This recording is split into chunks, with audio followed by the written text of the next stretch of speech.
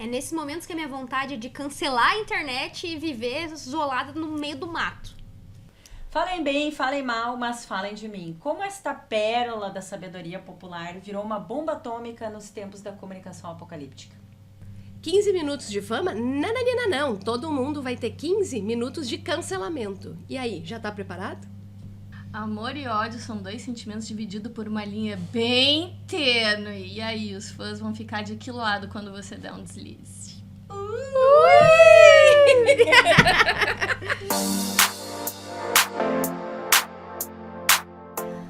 A gente prometeu e a gente cumpriu. A gente tá aqui pra mais um Qual é o BO, com um assunto que a gente já pincelou ali nos 2 primeiros episódios e que eu acho que vai sempre vir à tona de certa forma. O amor e o ódio na internet. Por isso, a pauta de hoje é hates, cancelamentos e reviews arrombados. Difamação ou marketing. Mas e aí, tu acha que vale tudo nas redes sociais por viralização, por engajamento? É isso que a gente vai falar um pouquinho aqui hoje. Mas caso tenha caído de paraquedas no Qual é o BO e quem é o agente que eu fico falando aqui, vamos nos apresentar.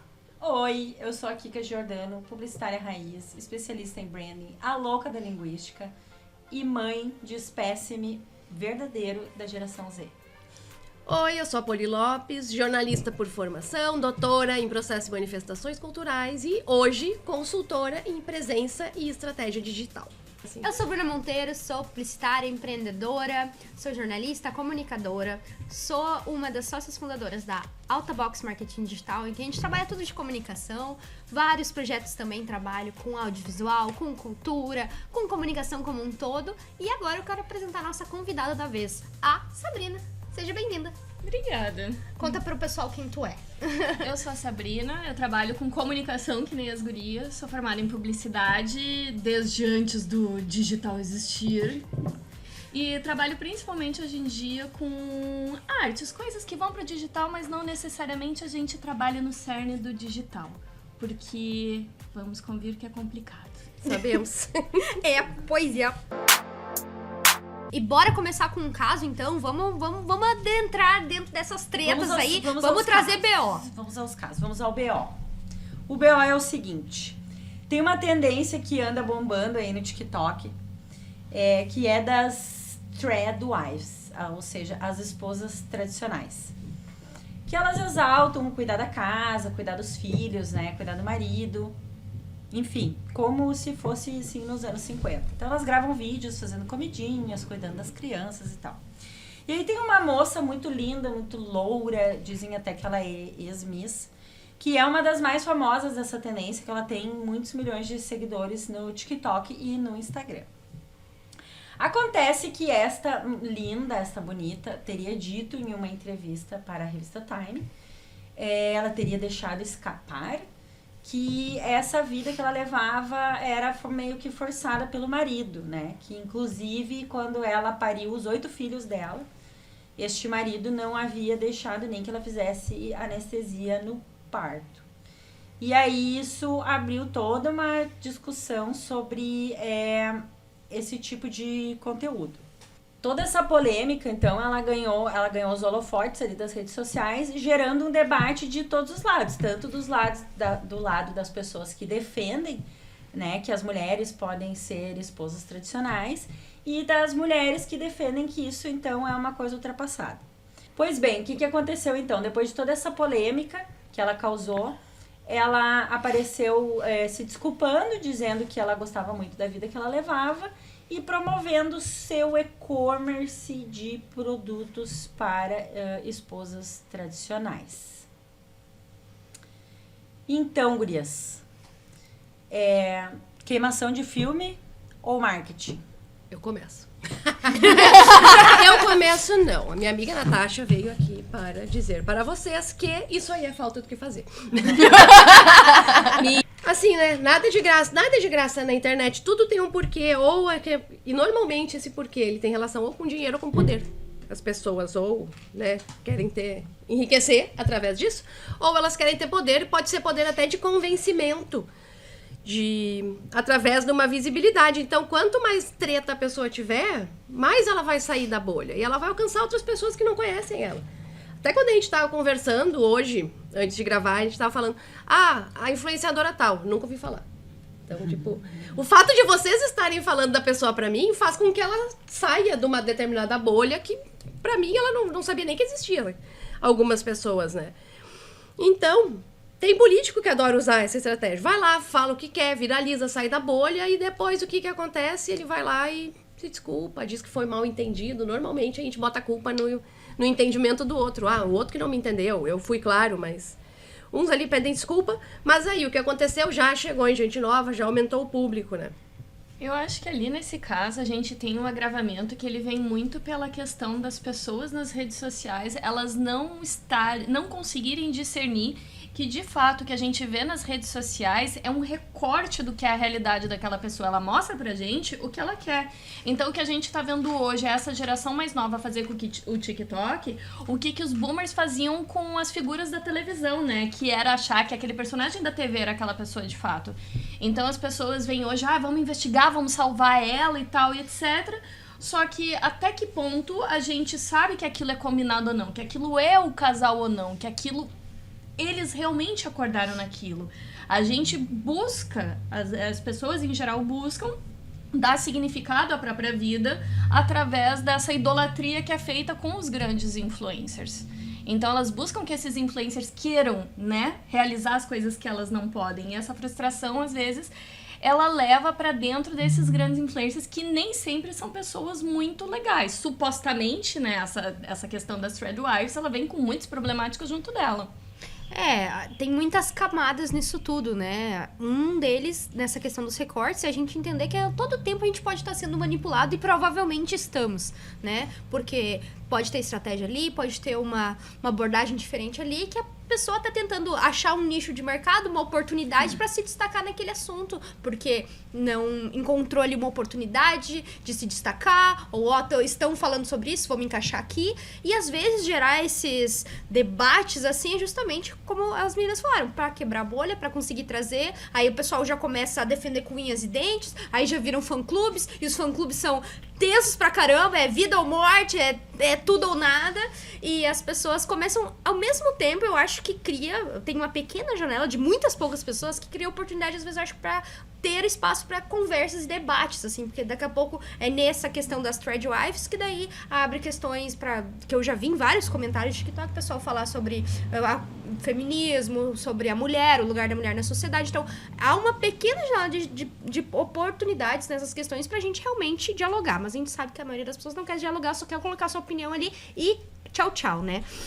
Mas, ao meu ver, todas essas tretas, há pouco tempo atrás a gente também teve toda a questão da Kate Middleton, que tava sumida. Eu tava super envolvida nesse caso, pessoalmente. Todos os vídeos, eu deixava o algoritmo mandar coisa pra mim. Manda, quero ver, eu quero saber. Eu já tava publicando até a respeito, estou envolvida, que eu me sentia. Mas isso pra mim é uma forma de entretenimento, né? A gente tem que entender que... aquilo ali não pode fazer parte da gente, assim, porque a gente não sabe o que tá acontecendo. Imagina, justamente nesse caso, Kate Middleton, ainda mais, né? É a realeza, gente. Eles têm poder pra encobertar muita coisa. Eles vão mostrar pra gente o que eles querem mostrar. E daí, claro, dá pra gente ficar em conversas. A questão não é os assuntos em si, mas tem tanto potencial pra gente não fazer a menor ideia do que tá acontecendo, né? Com teorias da conspiração que vão surgindo. Então, isso também aconteceu agora nas divulgações do filme É Assim Que Acaba, né? Que teve o livro, que já era polêmico, aí veio o filme, que daí também polêmico. Aí, daqui a pouco, tretas entre o diretor e a atriz principal, que era produtora, aí já estão falando do casal, do marido ali, já virou questão dos famosos, aí já virou uma bolha de neve, eu já não quero nem saber, eu já tô com ranço de tudo e de todo mundo. Isso aí era desde o tempo da revista Contigo, isso aí existia. Né? Então, assim... A internet potencializou. Exatamente, enquanto ao mesmo tempo era os fuxico com a revista Contigo, em que muitas vezes ali as capas a gente sabe, as capas de revista enganavam, inventavam os próprios boatos. Na internet a gente tem isso multiplicado a 1000, a 1 milhão, a 1 bilhão, com essas possibilidades de boatos serem fabricados, de tudo ser maquiado e de tudo ser mostrado da forma como as pessoas querem mostrar pra gente. Revista de capa aquelas revistas de novela são as campeãs do clickbait, né? Tipo... Quem nunca ficou lendo as manchetes das fofocas de novela na fila do Big? Quem não? Né? Tudo pela metade. Tudo pela metade. A Que nem informação. hoje em dia que a gente só lê a manchete e cria toda uma fanfic em cima da manchete. Nisso até de manipulação dá pra ir muito mais, né? Tem especialistas que... os casais, junto o casal fulano com Beltrano pra divulgar o filme. Daqui a pouco nem é pra divulgar filme, é só pra fazer ali o PR stunt, né? Pra chamar a atenção daquelas pessoas ali, que daqui a pouco tu vê, esse casal não tem nada a ver. É muita probabilidade de ser mídia, né? Então, eu acho que a gente também tem que, às vezes, conseguir se afastar um pouco disso pra olhar de uma forma crítica, né? Acho que isso é bem importante no meio de todas essas tretas, assim. Mas então, assim, voltando ao ponto aquele do falem mal, mas falem de mim, né? Nesse caso das Threadwives, que nem a Poli acabou de dizer, eu não conhecia essas pessoas até vocês me falarem. Eu fiquei sabendo da tendência das Threadwives a partir dos vídeos das pessoas da minha bolha criticando a tendência, né? O pessoal falando, meu Deus, que absurdo, estamos voltando aos anos 50, ela vai se arrepender, enfim, eu nem vou entrar nesse mérito desse looping do feminismo que parece que agora voltou, né? Então, enfim, nem vou entrar nessa discussão. O fato é que a própria crítica ao movimento fez com que o movimento ficasse conhecido. Eu já fui essa pessoa que comentava em tudo que eu achava que estava errado, que eu ia lá e dava a minha opinião, e dizia isso é um absurdo e tal. Aí um dia me caiu a ficha, né? Demorou até. Que cada vez que eu comentava num post, aquilo ali estava alimentando o algoritmo. Porque o algoritmo, ele não sabe o que tu tá falando. Ele não sabe se tu tá falando bem ou se tu tá falando mal. Ele sabe que você está engajando naquele conteúdo. E cada vez que a gente comenta num conteúdo, mesmo que seja pra xingar, a gente está ajudando aquele conteúdo a se espalhar. Então, eu senti muito isso quando eu comecei a ver essas coisas, esse monte de críticas, Threadwives. Não porque eu acho que elas estão certas, mas, né, eu pensei, cara, não vamos tocar tambor pro maluco dançar. Porque quanto mais a gente fala disso, mais o assunto ele vai ganhando corpo, né? E temos exemplos aí na nossa história recente para saber que isso é verdade. Então, hoje, eu já tenho uma atitude mais assim... tá falando isso aí? Que se lasque. Que se foda, sabe? Eu não quero mais saber. Eu quero cuidar da minha vida e, quer ser submissa ao marido? Beleza. Se depois vai te arrepender, o problema é teu. Foi escolha tua. Eu acho assim que nós já temos bastante informação aí, o feminismo já abriu muitas portas. As mulheres já sabem que elas podem sair de dentro de casa, elas já sabem que elas podem ser o que elas quiserem. Sim, ainda existe muita pressão, mas se ela tá ali por escolha dela, ela gosta daquilo ali, enfim, eu acho que quanto mais a gente fica mexendo e remoendo e criticando e dando palco para aquilo ali, toda a cultura... ela provoca uma contracultura, né? Então, quanto mais tu força uma cultura, mais tu vai provocar aquela contracultura e mais aquele assunto vai ganhar corpo. Então, hoje, assim, eu cansei de lutar contra a pós-verdade, sabe? Cansei de militar. Só quero ganhar meu dinheirinho e ir pra Paris antes do mundo acabar. E aí? Que eu acho, só um adendo final nessas Threadwives, o que a gente tem uma problemática hoje muito atual e que o jovem já percebeu é que as redes sociais, elas são sim um asset dentro da empresa, né? E elas têm que sim ser negociadas, e tu enquanto empresa e tu enquanto marca, né, teu brand pessoal, aquilo ali é o teu ganha-pão. Então a gente tem essas Threadwives falando muitas coisas de seja submissa ao marido, faça pão e etc. Não vou julgar as pessoas que querem fazer isso, se elas são felizes assim. O que o feminismo traz pra gente é só a questão de a possibilidade de você estudar, a possibilidade de você ser médica, de você ser astronauta. Mas se você quer ser dona de casa, quer fazer pão pro marido e criar teus filhos e isso te deixa feliz, vai. No momento que tu não é obrigada, tu já está sendo feminista. Exato. Então, daí a gente tem essas Threadwives fazendo isso e as moças querem seguir. Só que o que elas não entendem é que se elas quiserem sair do relacionamento, elas não têm para onde ir. Mas as Threadwives, que são ali, tem milhões de seguidores, como essa que a gente abordou no caso, o dia que ela resolver sair do casamento com os 8 filhos dela, ela não vai passar necessidade. Vai ter um monte de marca pra dizer, toma aqui meu loftzinho, já faz propaganda aqui do meu sofá, da minha cama, do meu colchão, que nem a gente tá vendo no YouTube. Então, assim, elas vão ter pra onde ir. Então, é de ingenuidade das pessoas não verem as redes sociais com milhões de seguidores como um ganha-pão.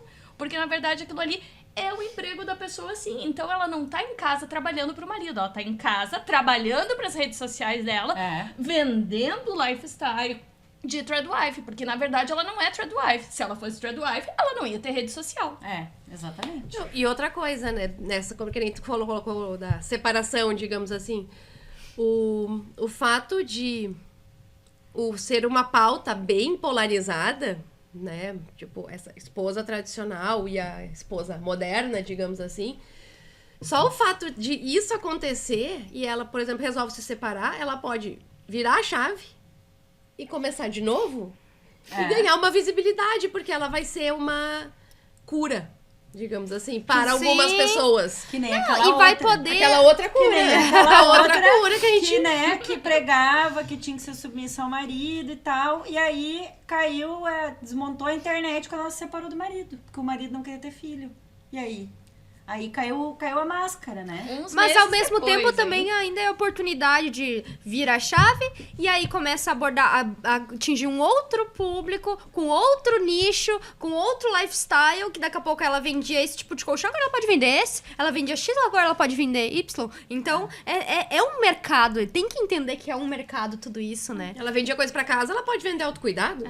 E a não ser que tu faça alguma coisa que ofenda muito as pessoas, tu não perde muito o teu público, tu tem uma recepção maior de um público, ou seja, tu tá aumentando a tua renda, o teu alcance. Então assim, tu vai perder 200 mil, mas tu ganhou 1 milhão. Pois Exatamente. Nesse caso, nesse caso, ela deixa de ser esposa, mas ela continua sendo mãe. Então ela continua com pauta de família. E até porque o que essas pessoas fazem tão bem é essa construção. Essa construção de marca, de nome, do seu produto como eu sou o meu produto, então de construir e de divulgar e de se conectar com as pessoas a um nível muito mais profundo, porque daí não é simplesmente a marca a empresa de caneca. Não, é a Bruna, é a pessoa aqui, né? Então elas conseguem de uma forma muito mais profunda do que muitas empresas, negócios, que as pessoas veem como de uma forma muito mais objeto do que humana, né? Então é uma oportunidade interessante, né? Isso aí, um novo negócio, quem sabe? Vamos pensar no planejamento pra isso. Eu duvido, gente, que não tem empregado naquela casa. Duvido. No celular. Não tem Netflix nesse celular, pelo amor de Deus, mas olha uma série. Não, tem que ter pra manter aquelas crianças tudo entretidas. Então tá bom, vamos virar um pouquinho a pauta. Vamos falar de marcas, pra não dizer que a gente não fugiu do nosso escopo tradicional. Marqueteiros. As marqueteiras de plantão. E assim, vamos lá. Ações que geram hate de um lado e love do outro, né? Parafraseando o que a Sabrina falou lá no começo, de Amor e Ódio. Em 2019, o verbo cancelar foi eleito a palavra do ano pelo dicionário australiano Macquarie.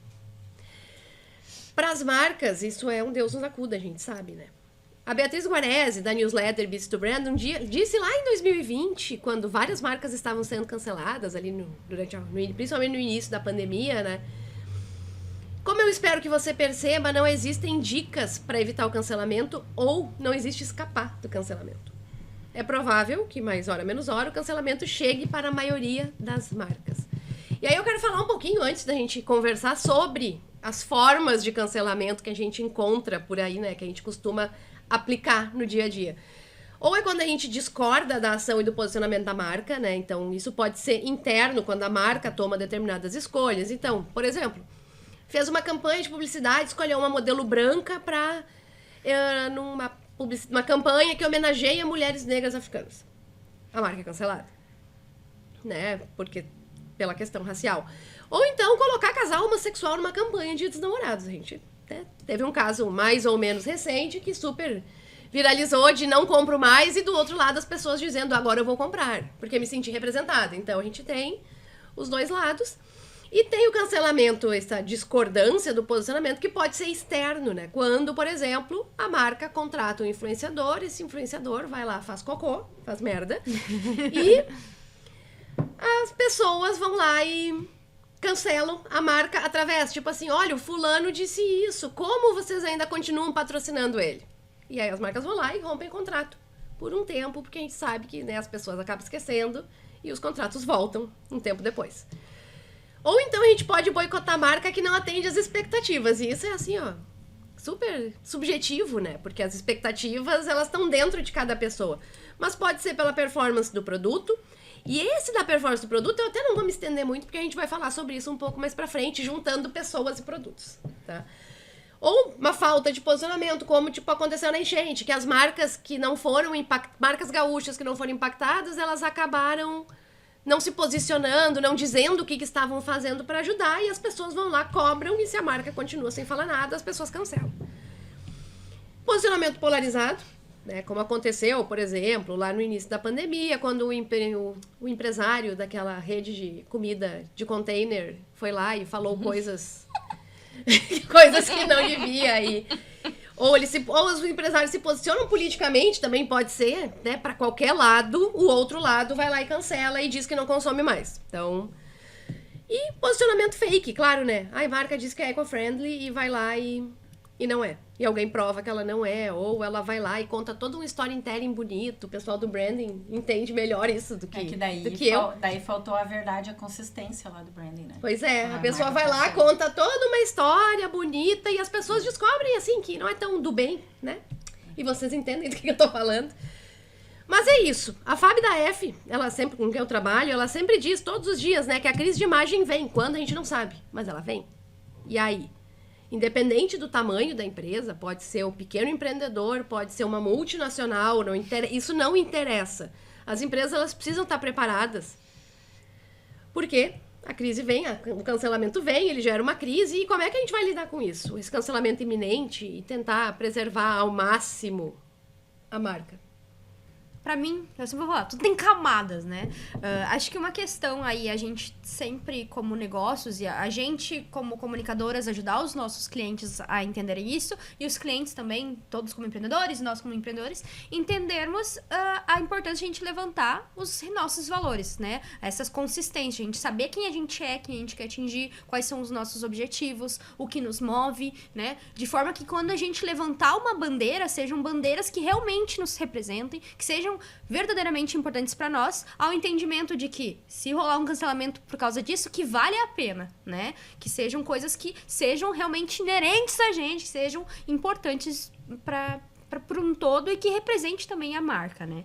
Então, acho que isso é uma questão bem importante de se entender. E isso já evita alguns níveis de cancelamento que foram colocados aqui, como o posicionamento fake ou externo, porque tu já vai estar mais preparada para esse tipo de situação.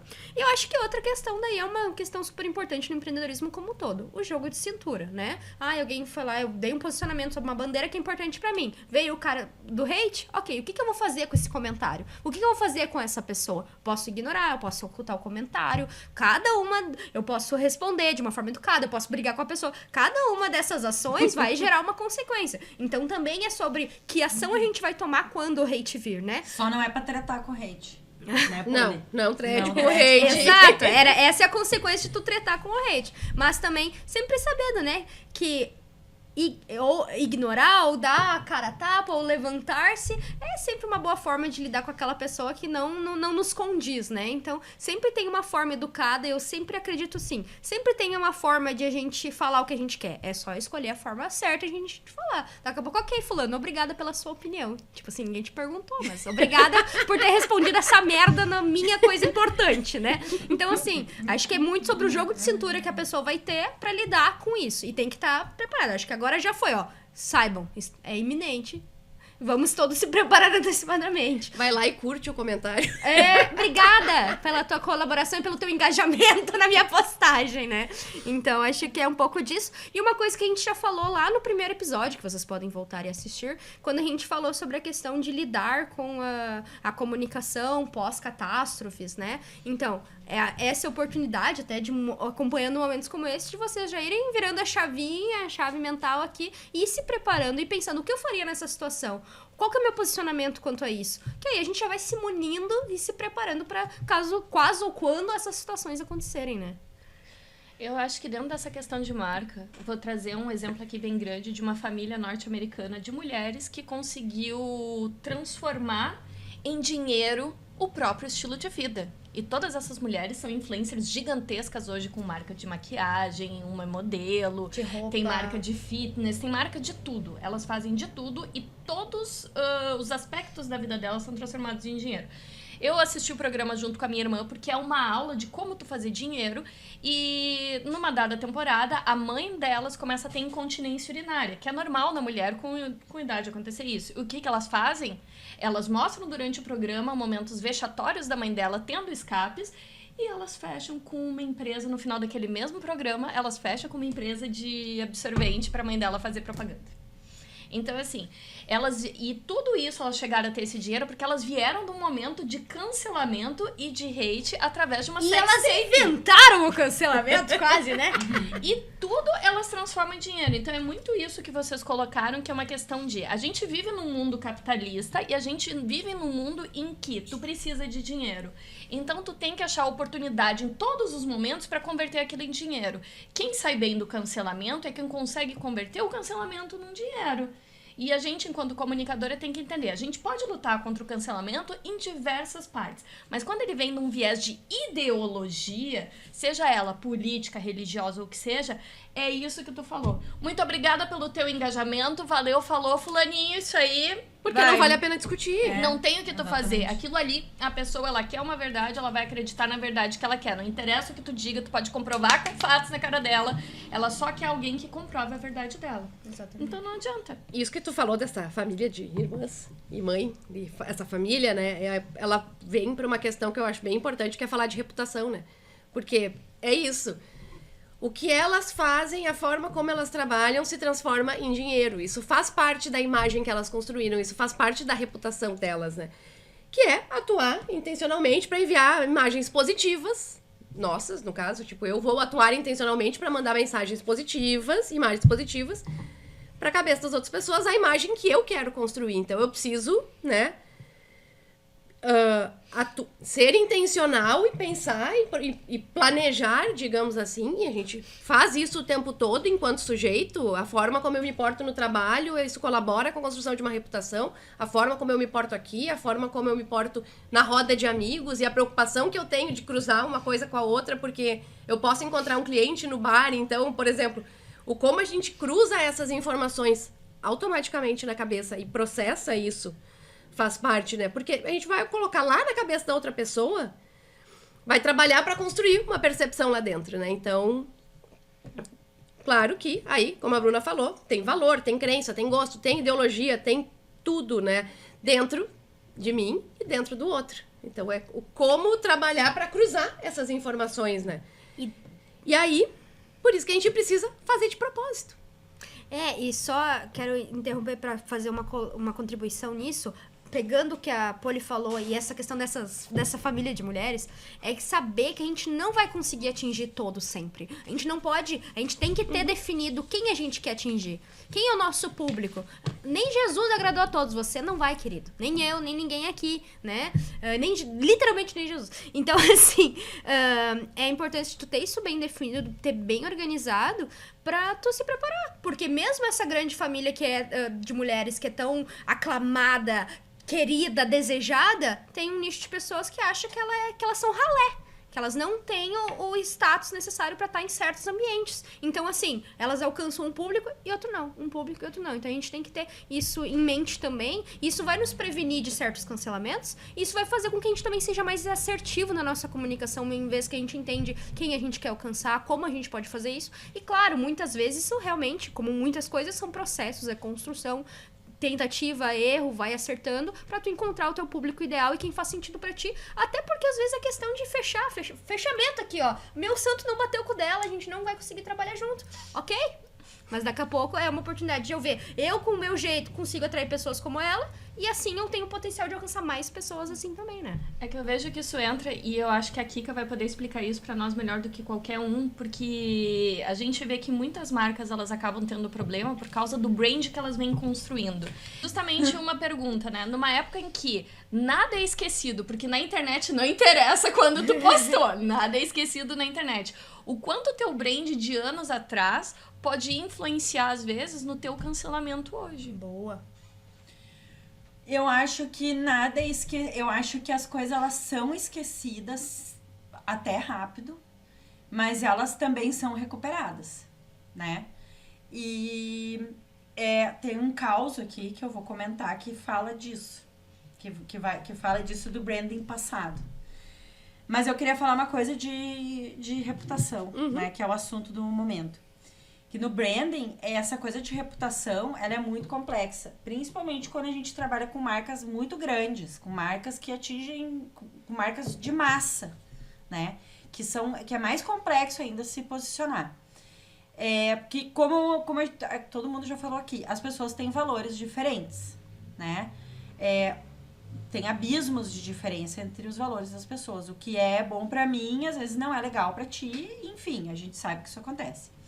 Então, quando uma marca vai, como disse a Poli, né, atuar intencionalmente para enviar mensagens positivas, né, eu sempre me pergunto, positivas para quem? São positivas para quem essa mensagem?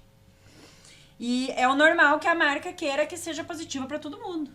Mas daí, né, como disse a Bruna, nem o JC, né? Nem ele que andou sobre as águas agradou a todos. Até porque quando a marca ela quer ser legal para todo mundo, ela acaba não se conectando com ninguém. Ela fica fraca, ela fica insossa, xoxa, capenga, né? Então, por exemplo, se uma marca tem ali nos seus valores celebrar a diversidade, pode ser que ela não se conecte com pessoas que têm valores mais conservadores. Porém, o tanto que ela vai se conectar de uma maneira muito mais profunda com as pessoas que têm estes valores, vai acabar gerando valor para aquela marca. E aquelas pessoas que vão lá, muitas não vão comprar e não vão falar nada. Outras vão lá e vão xingar ainda. E essas que estão xingando ainda vão dar mais gás, vão botar mais combustível para aquelas que defenderem, né? E isso ainda vai criar mais engajamento e vai, consequentemente, trazer mais lucro para a marca. E assim como uma marca pode intencionalmente buscar atitudes positivas para se destacar, algumas marcas, e aí como nós já falamos, influenciadores, podem buscar intencionalmente as atitudes negativas para se destacar. E aí eu trago um caso, né, de uma influenciadora que é muito conhecida, que tem mais de 6 milhões de seguidores. No Instagram, no TikTok deve dar uns 10 milhões aí junto com o TikTok. Eita. Que eu também fui impactada por ela a partir de críticas, de pessoas que estavam criticando, né? E assim, ela tem uma abordagem ela dá dicas de português e de etiqueta com uma abordagem que eu considero um pouco arrogante e preconceituosa e machista. Mas, enfim, ela tem muitas pessoas que concordam, né? Que se conectam e que, assim, que engajam com aquele conteúdo dela. Só que aconteceu um plot twist aí na história, que esta referida influencer, ela se separou do marido, porque o marido queria ter filhos e ela não queria. E aí ela passou a ser questionada, porque como ela era uma mulher conservadora e ela pregava, então, que as mulheres têm que ser submissas ao marido, que o marido é o cabeça da relação e tal. Aí a internet, né, começou a questionar, como assim? Como assim, né? E aí os investigadores do TikTok foram atrás do quê? Dos brandings passados, dos fantasmas do Natal passado, né? E veio abrir a caixa preta. E aí acharam o branding passado dessa pessoa e não tinha nada a ver com esse branding atual. E aí eu, né, fiquei chocada, disse, meu Deus do céu, era um personagem, né? Me enganou. Puta merda. Aí eu pensei, cara, eu que tava com ranço dessa mulher, eu até tô achando engraçado agora, porque na verdade ela tá zoando dessas pessoas que seguem ela. A meu ver, me pareceu isso, me pareceu que ela estava assim, se aproveitando dessas pessoas ingênuas, né, dessas mulheres conservadoras e... pessoal que faz comentário de português com preconceito, normalmente é gente que tem pouco conhecimento da língua, porque quem estuda a língua portuguesa e faz uma formação acadêmica e tem especialização nesse assunto, não é preconceituoso, porque entende que a língua é uma coisa viva, que a língua ela tem culturas, que ela tem, então, a questão ali da instrução que ela dá no português é muito pobre, né? Então eu fico pensando assim, nossa, quanta gente ignorante ela tá enganando. Eu até fiquei um pouco feliz, assim, quando eu descobri que ela era um personagem, né? Mas ela continua com esse personagem e as pessoas continuam acreditando nesse personagem. E, inclusive, quando as pessoas foram confrontadas com esse branding passado, que não era essa pessoa, que ela era uma professora de português toda legalzona, de cursinho, que levava os alunos do cursinho para fazer aulão na danceteria, na noite, não sei o quê. Sim, No meu tempo não tinha isso aí. Só que ela não ficou famosa com isso. Ela ficou famosa quando ela incorporou o hate no personagem dela. Quando ela criou um personagem arrogante, preconceituoso, né? Que chama as pessoas de elitista. Pobre, que chama que as mulheres não têm valor, que diz que as mulheres não têm valor, que a mulher que tem valor isso, a mulher que não tem valor aquilo, que isso é coisa de pobre, isso não sei o quê. Quando ela incorporou esse personagem, ela ganhou fama. Então, ou seja, deu certo. Usar o hate dá certo, né? Usar o hate dá visibilidade, porque como a gente acabou de falar aqui, as pessoas têm valores diferentes, enfim, né? E aí alguém vai acabar se conectando ali com aquela verdade dela. Mas, quando o influenciador ele usa um produto ruim para dar engajamento? Também tem o mesmo efeito? Será que funciona? Será-se? Será-se? Será se usar produto ruim? Eu tô sofrendo com essa história. Eu só consigo lembrar do Homelander agora. Boa. Do Capitão Pátria. Que as pessoas demoraram 4 temporadas pra descobrir que ele era exatamente esse... Sim.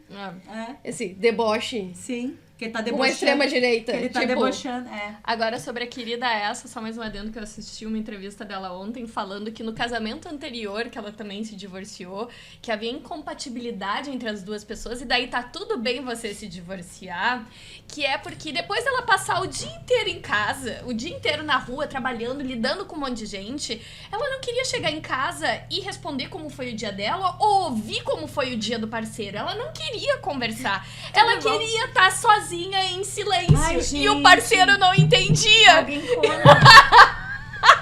Ela esgotou a bateria social na rua e acha que vai chegar em casa e não vai ter. Mas a mulher tem que ser submissa ao marido. Claro. Mas aí eu digo que eu parei de ter ranço dela quando eu penso que ela tá enganando ela tá enganando as pessoas, né? As duas coisas não entram juntas, né? Então ela tá tirando proveito dessa ignorância das pessoas, né? E ganhando dinheiro com curso. Eu não tenho coragem de fazer isso. E aí a gente volta àquela pauta do episódio anterior, né? O quanto aquela pessoa, só porque ela tem muito ibope, tá nem tem mais trending topics, que acabou o Twitter, que já não era mais Twitter, né? Não, o Twitter não acabou, é só pra nós, cara. Só pro brasileiro, pobre do brasileiro, Supostamente por acabou. enquanto, né? Mas enfim, lá nos trends, só porque tá nas tendências, tá nas pesquisas, nas palavras-chave, porque ela tem vários seguidores, tem muitos conteúdos e muitas visualizações, que ela merece estar num lugar de destaque, ou que ela é o destaque, que ela é esse endeusamento dessas figuras que a gente coloca, que a gente acaba indo nessa onda de não, ela tá naquele lugar, então aquele lugar ela é dela, merece estar ali. Daí a gente... Será-se? Isso, assim, estar nos Trend Topics ou estar com milhões de seguidores, né? Se a gente for considerar isso como... métrica de valor? Como métrica de valor, tá todo mundo lascado, né? Mas se faz isso diariamente, muita gente faz isso. Às vezes, sem querer, a gente faz isso. Quando a gente chega a algum perfil ali, vou ver quem ele é. Tem uma boa foto de perfil, tá tudo organizado ali, as dicas básicas de rede social, tem um feed bacana, tem muitos seguidores e muitas visualizações, a gente já coloca aquela pessoa num outro lugar. É meio automático hoje isso. Claro, né? Não é sempre, mas, tipo, às vezes, assim, é sem querer, é inconsciente. E, claro, a gente já tem mais essa questão que a gente trabalha com isso. Mas imagina quem não trabalha com isso, não tem essas chavinhas viradas que a gente tem, né? E a gente entra nessa questão agora de tu ter esse angariamento muito grande de seguidores, que é na pauta que a Kika e a Poli levantaram antes, né? Que é o quanto isso, em relação a produtos ruins, isso realmente se faz. Porque o que a gente tem hoje no mercado brasileiro, que é uma referência mundial, por exemplo, em beleza, né? Nós temos grandes blogueiras, que era da época que realmente se usava blog. Algumas de nós aqui Saudades viveram blog. isso. Quem fala blogueira entrega a idade, né? Saudade blog. Quem fala blogueira já entrega a idade, né? Então a gente tem as grandes blogueiras e a gente tem a galera do YouTube, que agora virou todo mundo meio que Instagrammer, uma outra volta pro YouTube de vez em quando. Então a gente tem essa galera começando a lançar produtos. Por quê? Porque elas têm uma fanbase gigante, têm uma comunidade e quando coloca o seu nome no produto, aquilo vende. E hoje no Brasil, os melhores produtos de beleza, eles são os produtos dessas influencers, essas blogueiras. E a gente tem diversas marcas, algumas excelentes, outras tem que trabalhar um pouquinho. Vamos dar uma trabalhadinha. E dentre isso, e a gente vai trabalhar, acho que nós temos que falar de 2 cases aqui grandes, mas a gente tem que lembrar que todos os produtos de beleza lançados no Brasil com assinatura de influencer foram cancelados no dia do lançamento. Todos, sem exceção. E a gente pode citar aqui a base de uma, a sombra da outra, o batom da outra. Um outro produto funciona, mas algum produto é gigantescamente cancelado no momento que é lançado. E eu acho que o primeiro aqui que não tá sendo cancelado é de uma influenciadora que lançou a base agora essa semana. E é a influenciadora mais temida do Brasil quando o assunto é fazer review de base. E ela também é a influenciadora mais bem paga do país. Ela é uma das que tem a menor taxa de seguidores. Ela é menor do que outras grandes influencers que nem moram mais aqui, mas ela é a mais bem paga, tipo, ganhando 10 vezes a mais que algumas. Ela deve dar retorno.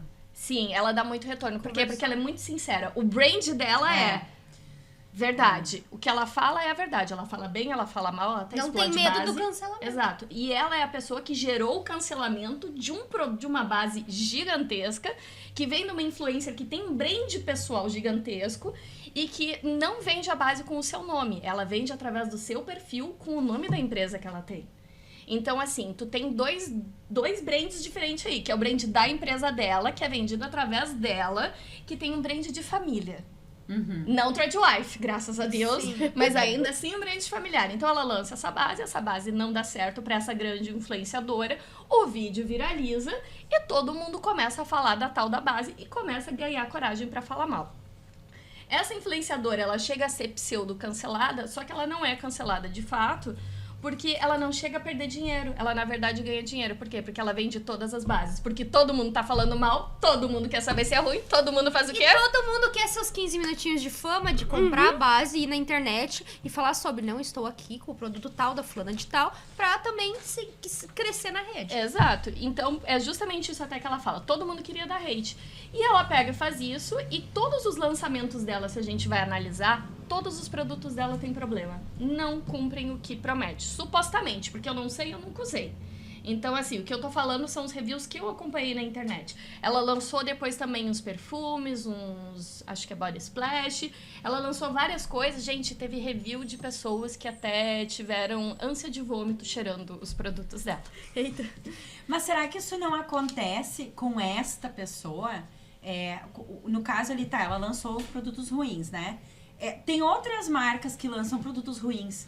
Só que eu acho que essas outras marcas não criaram tanta expectativa em cima dos produtos para que depois, quando eles são lançados e são de fato ruins, eles acabam gerando muito mais buzz em cima deles, porque havia antes também uma expectativa criada. Sim. O que acontece no nosso mercado de beleza? As nossas blogueiras, as nossas influencers, elas são muito unidas. Se uma reclama de uma coisa, elas se combinam de fazer vídeos entre si, falando bem ou falando mal daquela coisa, mas sem falar mal do produto da outra. Elas usam os produtos uma da outra, elas falam bem das coisas uma das outras, e quando tem que falar mal, elas são muito educadas na hora de falar mal. Muito. Só que no caso dessa influencer, ela não é do mercado da beleza. Ela vende totalmente um nicho totalmente fora. E quando ela lança a base dela, ela diz: a minha única, ela é a única com ativos que ajudam a sua pele, com não sei o que, não sei o que, não sei o que. Então ela diz: tudo que vocês têm até hoje era ruim.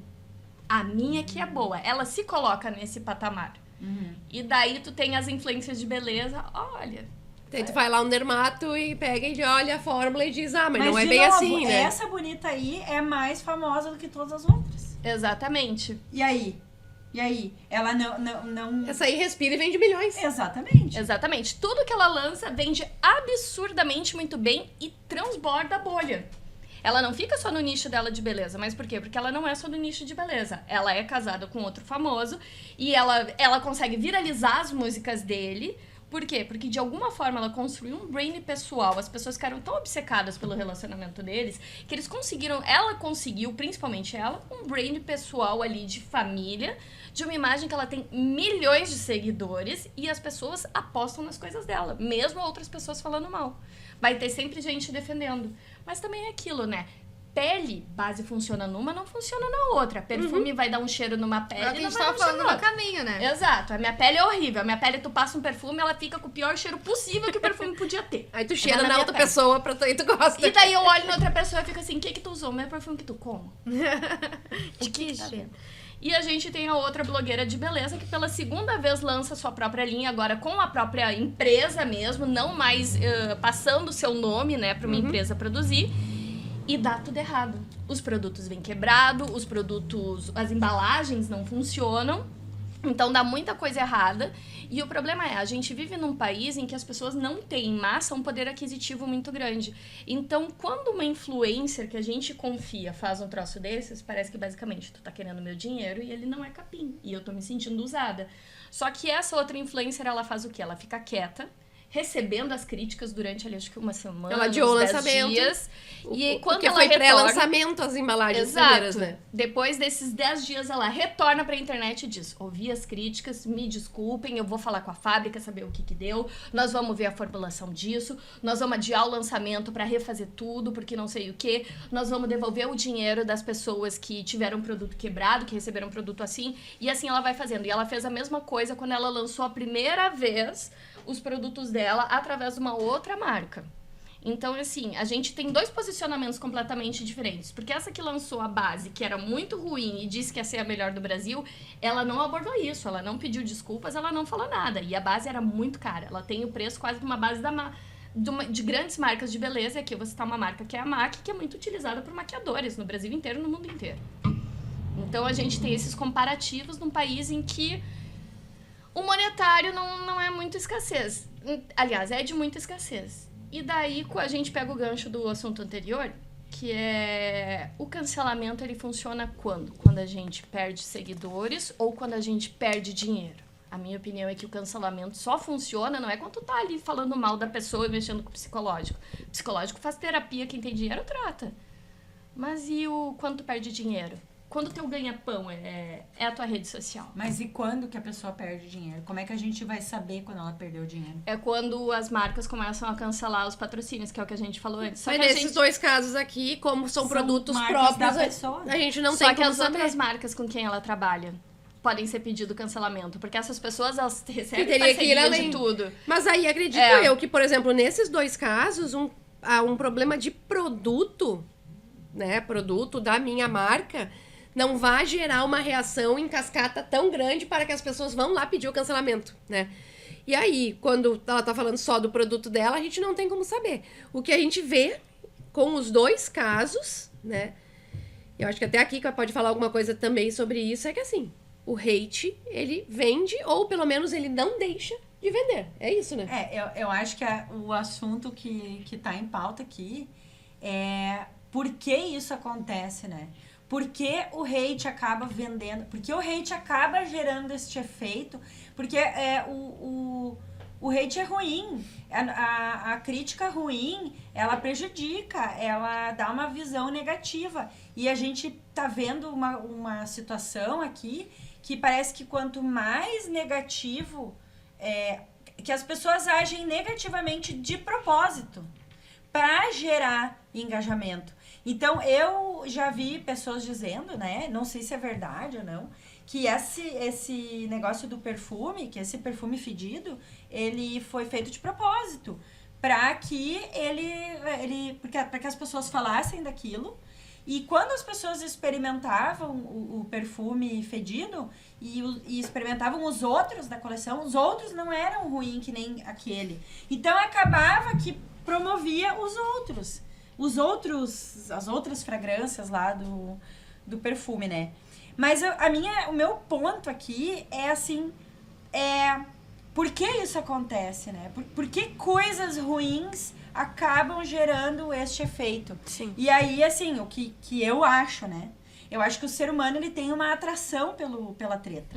E tem uma atração natural, humana, uma coisa visceral, né? Tudo que é treta, isso tem estudos que comprovam na internet, tudo que é treta, que é fake news, que é depreciação, tudo que é sensacionalismo, exagero, tudo isso tem potencial de gerar mais atenção e gerar mais engajamento. Tudo que está sobre esse guarda-chuva de treta, de polêmica, acaba gerando mais engajamento. E o que eu percebo é que algumas pessoas, elas estão usando isso, assim, deliberadamente, propositalmente, para gerar atenção em cima de conteúdos que são pobres. E aí uma coisa que eu vejo até que é um problema generalizado, não só no marketing, na comunicação, mas em todas as áreas, é que as pessoas estão dando mais atenção, estão se preocupando mais com o método do que com o conteúdo. O marketing é uma coisa que eu sou publicitária raiz, né? Sou do tempo das grandes campanhas, das campanhas criativas e tal, quando ainda não existia redes sociais. E hoje, quando eu vejo a pessoa falando em marketing digital, o assunto ele só gira em torno de isso viraliza, posta nessa hora do dia, tem que postar tal coisa no método. E eu sou um... Mas não interessa o que tu vai postar. Não interessa o que tu vai postar. E aí as pessoas não estão se aprofundando nos seus conteúdos. Então, por exemplo, eu tenho lá, sei lá, um nutricionista, né? Ele tá se aprofundando mais no método de como viralizar o post dele do que no conteúdo de nutricionista. E isso eu acho uma coisa um pouco preocupante. E as pessoas, elas se engajam mais com o método do que com o conteúdo. As pessoas estão cada vez menos preocupadas com o conteúdo, né? E daí o que eu acho mais preocupante é que tem pessoas que perceberam, que sabem usar isso muito bem, que perceberam o potencial disso, né? E usam isso de formas não muito éticas. Eu quero falar isso aqui, ó. Ah, tá. Aqui eu quero destilar um pouquinho de ódio aqui. Ai, não. Adoramos. Mas por que as pessoas acabam se engajando com esse tipo de conteúdo, né? Eu acho que isso não é uma coisa de hoje, é uma coisa de sempre, que é natural do ser humano, né? É que nem a fofoca. Quanto mais maldoso, quanto mais maledicente, mais aquela coisa tem potencial de se espalhar. Porque o ser humano, ele precisa espalhar o ranço dele para compensar um pouquinho do vazio existencial, né? Todos nós temos lugar de fala, porque a gente faz isso também. Claro. Também, né? Quem diz que não faz tá mentindo. Quem diz que não faz tá Exato. mentindo. Então acho que é para não olhar para dentro de si, para não olhar para dentro da gente. A gente gosta da fofoca, a gente gosta da treta. Porque a treta, ela nos liberta de olhar pra dentro da gente mesmo. Ao invés de analisar o nosso, a gente aponta o erro do outro. Eu ia dizer, ao mesmo tempo a gente usa isso como uma válvula de escape, um entretenimento pra não ter que se preocupar com eu tenho que sair pro trabalho, eu tô cansada, tem que limpar a casa. Pronto, tá ali um entretenimento, algo atrativo, algo que... Até Lázaro Ramos e Thaís Araújo falam que o segredo pra um bom casamento é a fofoca. Mas eu acho que essa questão de todo do hate, assim, né, que a Kika levantou, acho que vem muito do fear of missing out, né? Do medo de ficar de fora. E é tanto conteúdo, é tanta coisa hoje que a gente acaba sendo pressionado a querer saber de tudo, acha que a gente precisa saber de tudo, entender sobre tudo, ter uma opinião sobre tudo, e as pessoas chegam nas redes sociais e elas sentem que aquele lugar, aquela receita de bolinho de aipim. E se eu não tenho aipim, eu faço com o quê? Essa receita não é pra você, porque aquela receita é de bolinho de aipim, moço, né? Então, claro que às vezes tem alguma coisa na receita que dá pra trocar, mas se a receita de bolinho de aipim tu quer fazer sem aipim, aí vai procurar outra receita. Eu né? não gosto de aipim. Poxa, esse conteúdo não é pra você, sabe? Dá pra fazer sem glúten. Obrigado pelo comentário. Exato, obrigado pelo comentário, sabe? Então, a gente sente, ao mesmo tempo que a gente precisa participar, ver tudo, saber de tudo, e ao mesmo tempo, a gente daí mais num lugar de... Eu tento não fazer isso, né? Mas a gente acha que a gente tem que colocar nossa opinião em todas as coisas, e aí tudo isso se mistura e a gente acaba fomentando essas questões. Daqui a pouco eu não vou comprar a base da fulana, mas eu tô consumindo aquele conteúdo, eu tô dando ibope pra ela, eu tô querendo saber daquilo ali. E, literalmente, eu tava perdendo de todos esses passos ali, eu tava curiosa pra ver, eu já tava curiosa com o plano de expectativa que tava sendo feito, tava achando, primeiro eu achei uma boa jogada de marketing, alguns passos que ela deu, daqui a pouco eu já vi, não vai dar muito certo isso aí não. Porque, de novo, a expectativa é tão alta que o tomo pode ser lá embaixo. Então, também tem que se preocupar com isso, né? Quando tu diz ser o melhor, a melhor pasta de dente, eu sou o melhor da minha cidade. Melhor por quê? Houve uma votação, então tem que entender, procurar o teu diferencial que não seja ser o melhor, ser o único, ser tal coisa, que daqui a pouco tu não é. Até porque daí o tomo é bem mais alta, bem mais problemático, e as chances do hate ali, das dicas que a Poli deu, são bem maiores, né? Do cancelamento, porque realmente não teve o fundamento ali. A parte mais legal disso tudo é que a gente pode acompanhar todas essas fofocas e dizer que tá trabalhando. Sim, a gente tá fazendo pesquisa, né, a pro gente podcast. tá pesquisando e tá analisando as estratégias de marketing, vendo como a pessoa resolveu o problema, a gente tá estudando, a gente tá trabalhando. Mas assim, ó, disso que a Bruna destacou, todo mundo acha agora que precisa ter opinião sobre tudo e não, a gente não precisa. A gente pode ficar fora Posso dizer, não sei, não quero saber, tem raiva de quem sabe. Posso dizer que não conheço, como eu disse que não conhecia a moça essa que a Kika falou antes dos vídeos. Ela tem 6 milhões de seguidores e eu disse, não conheço. Desculpa. A gente tem que normalizar o dizer não sei, sabe? Eu até vi um vídeo, acho que foi de uma youtuber, que ela fala sobre falas, só que ela analisa isso num lugar de, o político fazendo discurso tal. Ele não pode usar a palavra tal, é um outro lugar de análise de discurso. E sem romantizar a nossa língua, e sim normalizando ela em todos os seus estágios e pluralidade cultural. Então, quando a gente vem nesse lugar e a gente tem essas pessoas abordando o mesmo conteúdo de uma maneira muito mais amorosa, mais inclusiva, elas não têm a mesma disseminação do que uma querida que entra ali... Exatamente. E papapá. É o caso daquela influencer que a gente falou. Quando ela era legalzona, ela não tinha o alcance que quando ela virou uma piranha preconceituosa. Aí, eu acho que tem que ser feita essa pergunta, assim, tipo, tô fazendo essa pergunta pra vocês, meus clientes e futuros clientes. É isso que você quer? Você quer só viralizar? É só pra isso? É só pra alcançar pessoas? Ou quer realmente construir algo? Ou quer realmente entregar algo do teu produto, do teu serviço, pra tua comunidade, pra tuas pessoas? Se tu quiser só viralizar, beleza, ok? Eu sempre brinco, né? Tu quer ser lembrado pela dancinha que tu fez ou tu quer ser lembrado pelo que tu vende, pelo que tu pode e como tu pode resolver problemas das pessoas, né? E eu tenho uma outra questão que talvez a gente não vai saber responder. Mas será que daqui 5 anos, onde é que essas pessoas vão estar? Será que daqui 10 anos ela ainda vai estar valendo alguma coisa? Mas é isso também é uma coisa que a gente diz pros clientes. Tu tá só preocupado em construir o teu Instagram e fazer teu Instagram bombar. Daí, sei lá, o grupo Meta explode, a internet acaba no mundo. Onde é que tu tá? Né? Vamos pensar só assim, o Meta o da próprio bug, bloqueio né? do X. Exato. Do Daqui X a pouco o Brasil. Meta ali, que é Instagram, Facebook, é WhatsApp e tal, aquilo ali saiu, onde é que mais tu tá na internet? E se acaba a internet, onde tu tá? De que forma tu construiu a tua reputação, o teu branding ali, pra tu ser muito mais do que isso, né? Então, essas são questões importantes de a gente pensar sempre pro nosso negócio, né? Por uma visão mais analítica, eu vejo que assim, a gente ter a técnica de produzir um viral, ela é muito importante para ela te abrir o leque, que nem a gente falou no início, de tu poder explorar outros públicos. Só que aquilo, tu só vai te manter relevante naquilo quando tu conseguir transformar esse novo público, fidelizar ele e a partir disso tu construir uma comunidade. Com certeza. Porque se tu ficar só em viral, as pessoas Tu vai vão atingir saber qualquer pessoa o tempo todo, mas de fato, qual é a tua credibilidade com essas Sim. pessoas? Não, né? e de forma alguma o problema é a dancinha ou o viral, até porque a gente traz sugestões como isso. A gente tem que analisar, como comunicadores aqui, a gente leva em consideração as trends, as tendências, os movimentos, o que tá em alta, mas é a forma de construir isso que faz sentido com o cliente, bem personalizado aquilo, como uma opção, né? Até como a gente falou, o storytelling nos stories ali, de contar a rotina, como uma opção de forma de comunicação, mas que também não seja a única coisa que vai ter, ok? Aquela ali, às vezes, a gente sabe que os vídeos curtos, por exemplo, os trends, os áudios em alta, são ali no Reels, no TikTok, são formas de atrair novas pessoas, ok, tu atraiu aquela pessoa, tu fez ela chegar até ti, e agora? De que forma tu vai reter ela? De que forma tu vai conquistar o coração dela? O que tu vai fazer com aquela pessoa que chegou até ti? É aí que é importante de tu realmente trazer o teu conteúdo, de tu construir ali essa comunidade, né?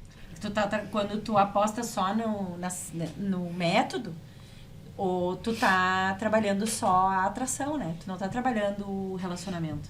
Tu não tá trabalhando na retenção daquele público. Isso vale pra várias coisas da Isso vida. foi muito profundo. Não é só sobre marketing essa fala, hein? Exatamente.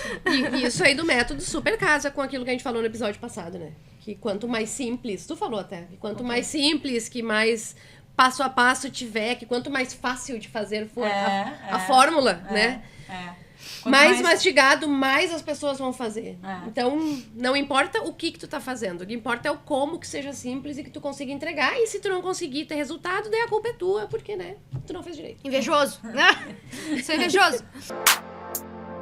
Vamos para o último case, que também é uma bomba agora. Agora é pesado, agora né? É pesado. Porque quando o crime compensa, né? Em 2022, um anestesista ganhou 9 mil seguidores em 24 horas após ser preso por estupro durante o trabalho de parto de uma paciente.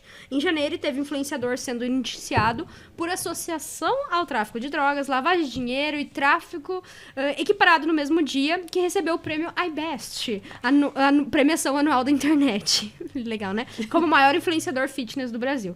Temos diversos casos de assediadores, criminosos e outros casos. Aí a gente pode ver até... Não é pra falar nome, né? Mas vamos lá, tem o... Não precisa dizer o nome porque o título já entrega, né? Um tal goleiro que foi condenado, inclusive, depois conseguiu voltar ao seu emprego, conseguiu ser aclamado e foi aplaudido, aclamadíssimo, né? E com certeza teve repercussões nas suas redes sociais também. Aí a gente tem, seja ali o fulaninho que traiu a namorada grávida, uma das namoradinhas do Brasil, mais queridas do Brasil. Isso aí tem vários que traiu a namorada grávida. Aí tem vários, né? Mas eu tô falando de um específico mais recente. E que também... Também futebol. Também futebol, que eu tô vendo um padrão aí, né? Mas enfim. Mas que também ganhou Ibope, ganhou seguidores, isso não impactou em nada a sua vida. Então, aí eu acho que a gente tem uma grandíssima problemática, né? Que realmente nos faz... eu já fico triste pela humanidade, já quero desistir da conversa. Mas vamos falar um pouquinho sobre isso. É isso aí. É isso aí. Ponto. Acabou. A gente tá rindo, mas é isso que faz perder a fé na humanidade, né? Isso é chuva? Até agora, todos os cancelamentos que... Desculpa. Capaz. Até agora, todos os cancelamentos que a gente falou, eles foram cancelamentos só de mulheres. E nem todas, né? Porque nesse povo todo que segue esses caras aí tem mulheres. Não, mas... mulheres também. Mulheres canceladas aí. a gente trouxe cases aqui, todos até então eram mulheres, né? Que foram mulheres, canceladas por coisas. E aqui, o não cancelamento de certos homens, inclusive, né? Ai, gente. Mas assim, depois eu tenho um negocinho aqui. Tem esse cara aqui, que é o Jon Ronson, tá? Que eu vou falar mais sobre ele depois, por isso que ele tá aqui em cima da mesa, né? Mas nesse livro ele fala também sobre a relação entre a nossa era da internet e o julgamento público. Tá? E aí, ele lembra, né, que julgamento público não é novidade. Assim como quase tudo que acontece na internet, nada é novo, se reinventa, se reprograma, a gente encontra novas formas de fazer, né? Mas ele comenta que lá no século XVIII se cancelava e julgava as pessoas, né? Mas que era, obviamente, diferente. Naquela época, a grande preocupação era mais em cima da não exposição do que da pena em si. Então, o que aconteceu, por exemplo? Em 1742, a mulher foi pega... Ele dá um exemplo de uma mulher, né? Foi pega com um cara na cama quando o marido estava viajando.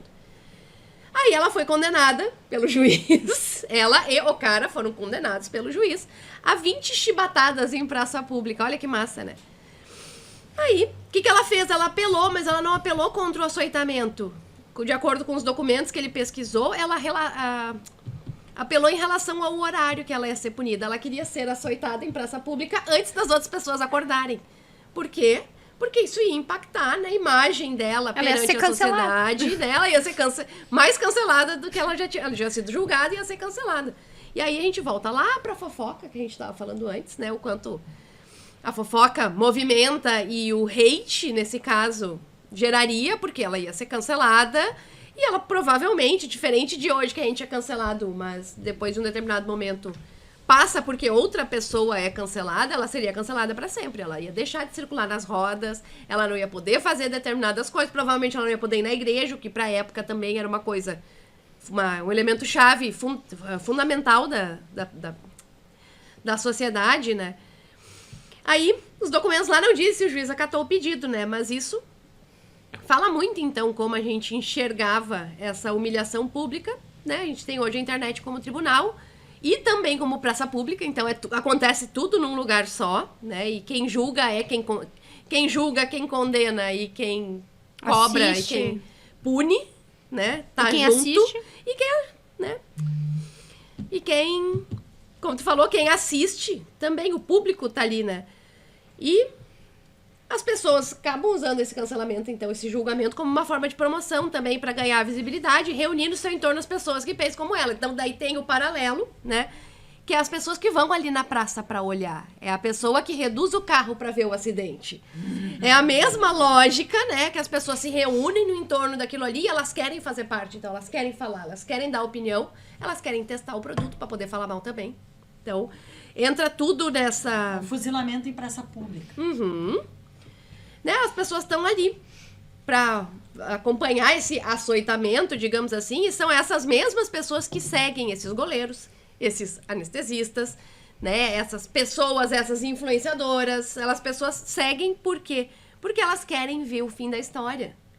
É FOMO, é medo de perder, de não saber, de parecer desinformado, e esse parecer desinformado, para mim, é um dos grandes problemas hoje da sociedade, porque tu dizer que tu não sabe e tu ter coragem de dizer não sei, não conheço, parece que tu tá fora do mundo, tu tá fora da internet, não sei, é complicado isso ali. Eu vejo isso também muito na nossa profissão, assim, porque até a gente, é a comunicação, é o marketing, é isso, daqui a pouco é exigido a nós que sejamos especialistas em todas as áreas de um nicho que é de um leque muito amplo, né?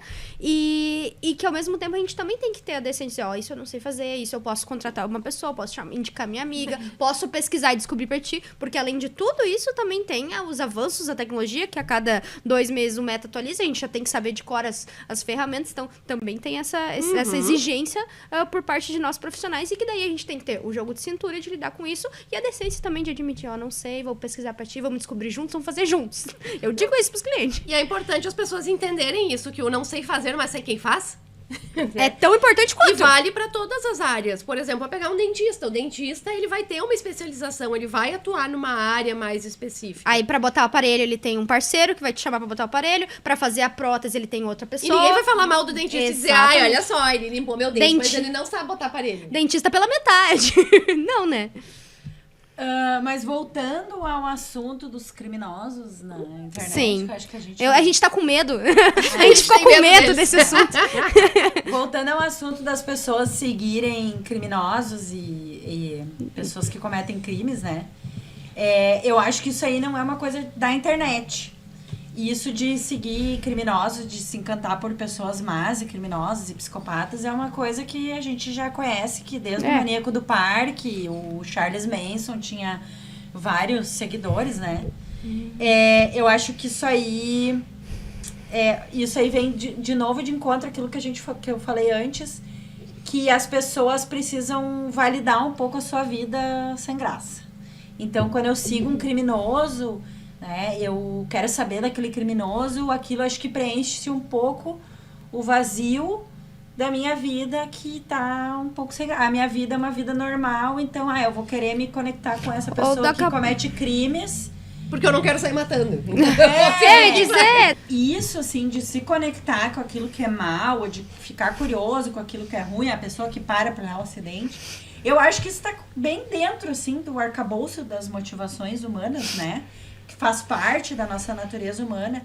Agora, o que realmente me pega, que daí eu realmente não consigo encontrar a explicação, são as pessoas que aí se expõem publicamente à humilhação ou a ter um perfil de palhaço, de bobo da corte, de bufão, para gerar engajamento. Aí, quando eu comecei a me dar conta que as pessoas estavam fazendo isso, eu achei assim, não, isso não vai funcionar, né? Porque olha a maneira como essa pessoa tá se expondo. Quem é que vai dar crédito Pra esse abobado? Quem é que vai dar crédito pra esse abobado, né? Quem é que dá crédito pra uma pessoa que tá num debate político e enquanto o oponente dele tá falando, a pessoa fica fazendo careta?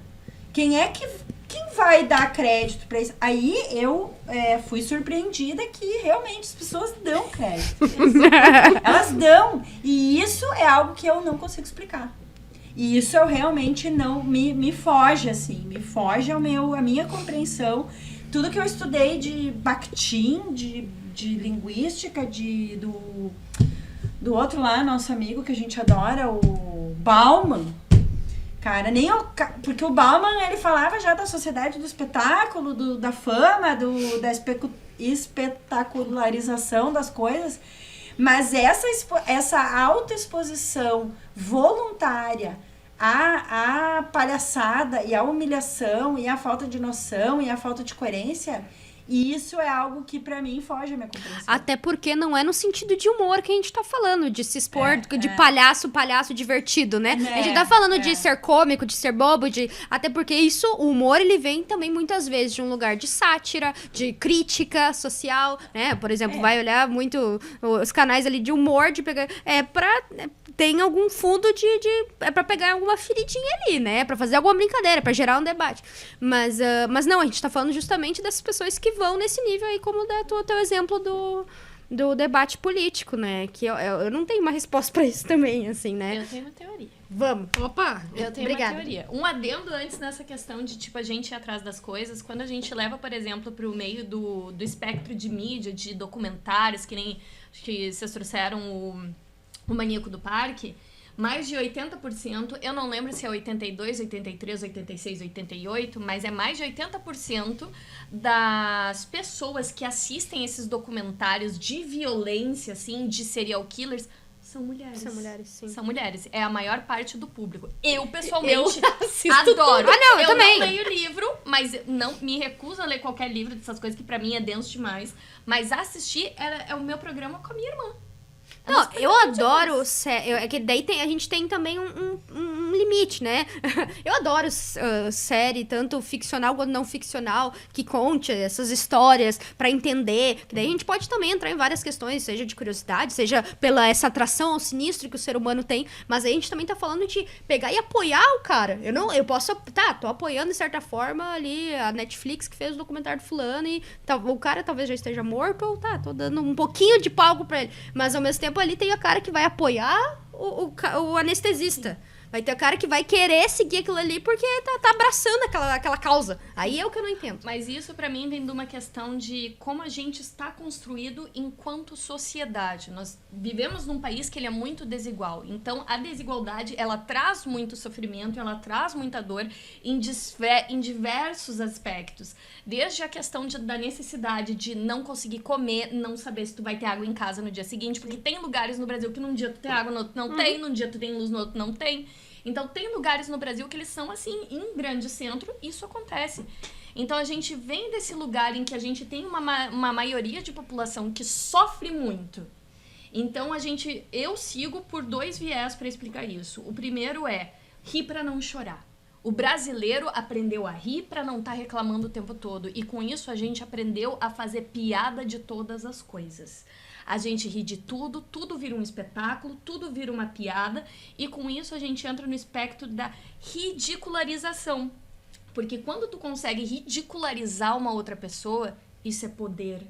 E daí agora eu não vou lembrar qual que é o filósofo que traz isso, de que todo dominado um dia também quer dominar. Ele quer exercer esse poder. É ser o dominante. Exato. Então a gente dá esse poder com as redes sociais para essas pessoas de exercerem esse poder, de criar dor no outro, que às vezes pode ser uma dor que ela sofre, ou às vezes só é uma questão que ela pode criar uma dor.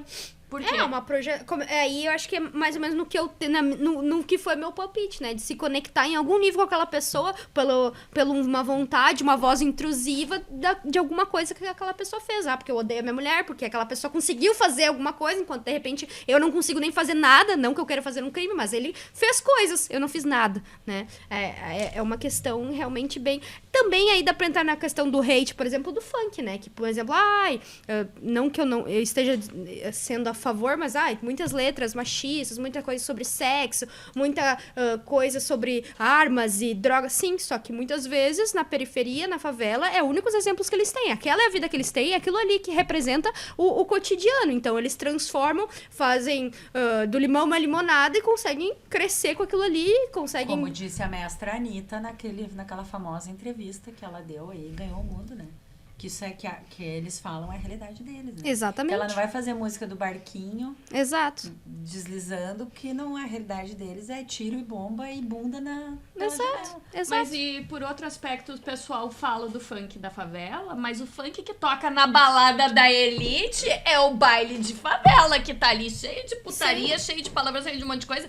E a elite tá cantando. E a elite tá dançando. Tá descendo Com até o chão. a única diferença da festa da elite pra festa do morro é que a chapinha e a roupa da elite é mais cara. Porque a música é a mesma. e o na festa comportamento deles é o não mesmo. bate a polícia. Exatamente. Sendo Isso que às aí. vezes deveria, né? E as drogas são mais caras. Tem As drogas isso. são de melhor qualidade, É. provavelmente. Exato. E o rock, eu sou uma pessoa que eu amo rock. Mas se eu for parar Sim. pra falar das letras das músicas que a gente ouve no rock, Tem muito problema, né? é muito complicado. A própria música sertaneja universitária, que nunca se formou, nunca vai se formar, ela vive falando de pegar mulher, de tu tá casado, pegar homem, de chifrar, de não sei ciúme o quê. doentio, E de eu fui É chifrada. bebedeira e traição. Exato. Bebedeira e traição. Por que o Putaria. pessoal fala do funk? O pessoal só reclama do funk porque o recorte do funk é de periferia. Se o funk, quando o funk é produzido pela elite, Sim. as pessoas não reclamam. Quando Elas tu tem apoiam. uma mina branca, tu tem um cara branco produzindo funk, aí é bonito. Daí a gente entra. Hoje a Anitta já tem essa visibilidade muito mais branca. Ou como foi a onda ali quando a Beyoncé, por exemplo, lançou Lemonade, que até depois fizeram várias sátiras, que as pessoas perceberam que a Beyoncé era negra. eu vi. Porque vinha de uma coisa muito mais popular, muito mais leve, mas quando ela abraçou as origens dela, do povo dela, da família dela, e trouxe a herança, né, de tudo isso à tona na cultura, na música dela, as pessoas começaram a se afastar, a dar hate, a querer cancelar, porque viram o outro lado da moeda, né? É tipo quando a Shakira canta em espanhol, eles lembram que ela não é americana, né? É. Gostei da onde foi isso. A volta que a gente Gostei deu. muito. Vamos fogo no parquinho? Sim, Vamos. tu vai abrir de novo? Pode ser.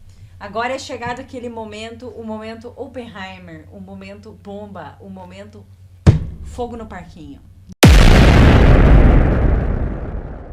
Hate, treta, insatisfação, difamação. É válido usar esse recurso para gerar alcance nas redes sociais? Em algum momento é válido? Não sei o que dizer, apenas sentir. Tu falou câncer, mas tu falou meio engaixado, eu achei que tivesse falando câncer, porque realmente é um câncer pra mim isso, né? Porque eu ia dizer, eu acho que você curto e grosso, pra mim não vale, não apoio, não incentivo, se cliente meu quiser vir fazer, não vou apoiar, não, pra mim não. Nem tudo que funciona é válido. Não, exato, não acho, é a vida, sabe, não é e também não vai ser Maria com os outros estão fazendo ali, tu vai fazer igual, não, seja diferente, seja original, seja você mesmo e para de querer ficar inventando historinha, pra mim não, cola isso aí. É tipo na vida, nem tudo que funciona é válido, nem É. tudo que tu pode fazer Só porque deve foi ser feito, né? Só porque foi feito, dá pra tu Eu quebrar as posso leis. matar uma pessoa na rua? Exato! Isso aí, era isso aí que... Mas além Eu posso dar uma porrada na Kika agora? Posso? Não? Nem tudo que tu Mas pode quero, fazer primeiro, eu quero. é legal fazer. no caso. Tanto no sentido de legalidade, quanto no sentido de ser legal ou não legal, né? Porque... Eu acho que a maioria dos comunicadores mesmo, comunicador, concorda que não se deve fazer isso. Porque isso vem num lugar de negatividade, vem num lugar que se tu não tiver uma boa estratégia pra reverter depois, aquilo vai ficar te azarando pelo resto da vida. Se tu conseguir reverter, massa, tu consegue fazer dinheiro. Mas é muito tu jogar uma moeda pra ver como o público... A gente não tem como esperar como o público vai se comportar, a gente tem uma ideia. A gente não sabe. Eu vejo que isso vem muito de pessoas que elas não são comunicadoras mesmo, mas eu não posso falar por todos, eu posso falar por quem eu conheço só, né? Vamos botar mais um gás, vamos botar mais um pouco de gasolina nesse fogo do parquinho. E a pergunta é: até onde vai a liberdade de expressão? Até hoje tu não calor. comete um crime. Exato. Mas cometer crime é subjetivo. Não, tem uma lei, né? Ah, mas a lei é subjetiva. Mas ela existe? Ah, mas aí quem criou ela foram pessoas. Sim, mas ela existe, é isso que eu quero dizer. Mas Tipo, eu já não acho... posso ser racista ou ameaçar uma pessoa de morte num comentário ou num post, porque eu tô ameaçando uma pessoa de morte, tem uma lei que regulamenta a nossa sociedade, Eu acho né? E que ela se aplica na internet também. Às vezes, pra mim, vai até um pouco mais além. A lei é o ponto base, tá? Sim. É o ponto base. Mas eu posso descumprir a lei. Exato, pode descumprir a lei, mas daí tu está sujeito a pagar, né, as consequências bem diretas e já descritas, previstas, né? Mas pra mim, eu acho que vai até um pouco mais além, que é um debate que eu tenho lá em casa com meu noivo, quando a gente tá falando dos humoristas, né? Que trazem várias ali... o tal do humor negro, né? Entre várias aspas ali, que são ultrapassando alguns limites, que... Nunca foi uma coisa atrativa a mim, esse tipo de humor, porque pra mim não fazia sentido, não é... Ai, não é porque eu tô sendo julgadora, ai, nossa, eu não gosto, nossa... Além de não gostar, apesar de não gostar, eu não via realmente graça. Mas ele já argumenta no sentido de, gerar o desconforto, de que é uma performance, de que isso não quer dizer, muitas vezes, realmente a opinião do comediante. Aí dá pra gente ir bem além disso, né? Mas pra mim, eu já desenho essa linha pessoal já nesse sentido mesmo. Não é só a lei pra mim, eu acho que vem antes, vem uma questão ética, moral, de saber limites, de entender um pouco da sociedade, das pessoas, de respeito, sabe? Acho que tem coisas que a gente não precisa falar, acho que tem coisas que a gente não precisa colocar. Acho que, por exemplo, aqui a gente tá num momento em que a gente tá trocando ideias, eu estou também sujeita a mudar a minha ideia a partir do que a gente tá conversando, estamos realmente num espaço de debate. Se alguém quiser também contribuir nos comentários e nos trazer para que a gente possa fomentar esses debates, ótimo, porque a gente tá num espaço aberto para isso. Mas tem opiniões minhas que eu não acho que eu devo expor, acho que eu não preciso expor. Tanto que tem, às vezes, os pensamentos intrusivos passam aqui, eu não me deixo nem pensar eles. Eu digo, ok, eu não preciso fazer isso. Porque o ser humano, ele é julgador, a gente julga tudo, a gente critica tudo, e eu acho também muitas vezes que conforme a gente vai se abrindo demais pra daqui a pouco os comediantes, eu vou ouvindo essas coisas, eu vou pegando esse tipo de piada, daqui a pouco eu já tô fazendo esse tipo de piada na minha cabeça. Nem na minha cabeça eu quero fazer certo tipo de piada. Eu não quero cruzar certos limites pessoais. Aí eu acho que é muito de a gente ter os nossos valores bem desenhados, assim, né? Mas daí eles são bem subjetivos. Mas eu sei que é subjetivo. Entendeu? A ética é subjetiva. A ética é subjetiva. Então, uma coisa que eu noto que na era da internet, por exemplo, antes da internet, a gente tinha os meios de comunicação, né? Os meios de comunicação não eram sempre, assim, perfeitos. A gente sabe que tudo tem viés, né? Mas os meios de comunicação, eles tinham parâmetros. Tinham filtros, tinham parâmetros éticos. De, né, não fazer discurso de ódio, de ter uma checagem de informação. De tentar ser meio neutro, né? Apesar de pelo menos buscar a neutralidade, né? Enfim, a gente sabe que por mais que nenhum órgão de comunicação seja totalmente neutro, que isso é impossível, né? Mas havia limites éticos, havia parâmetros, né, a serem respeitados. A internet, ela acabou com os parâmetros. Ela acabou com os parâmetros. E tudo isso que a gente está conversando aqui agora, por que coisas que nos parecem horríveis para outras pessoas são aceitáveis? Sim. E ela nos mostrou que a ética é muito mais subjetiva do que a gente pensava. Sim. E como lidar com isso? Como lidar com essa falta de parâmetro, né? Como dizer o que é liberdade de expressão e o que não é? Porque no caso, assim, eu não posso dizer que eu quero matar uma pessoa. Por que não? Quer dizer, a gente diz o tempo todo. Ela Assim, pode né? me processar. Eu não posso postar isso. Tipo, eu não posso... Não é ético eu dizer que eu quero que alguém morra nas redes sociais? Não é ético, né? A gente não deve fazer. Mas por que eu não posso fazer? Eu tô dizendo que eu quero que alguém morra, não tô indo lá matar a pessoa. Vejam bem, eu não estou falando que isso é legal fazer. Tu tá só questionando, claro. Questionando o pensamento de algumas pessoas, né? Então, assim, existe um pensamento de que tudo pode ser dito, né? Não pode tudo ser praticado, mas tudo pode ser dito. Eu estou expressando a minha opinião, respeite a minha opinião.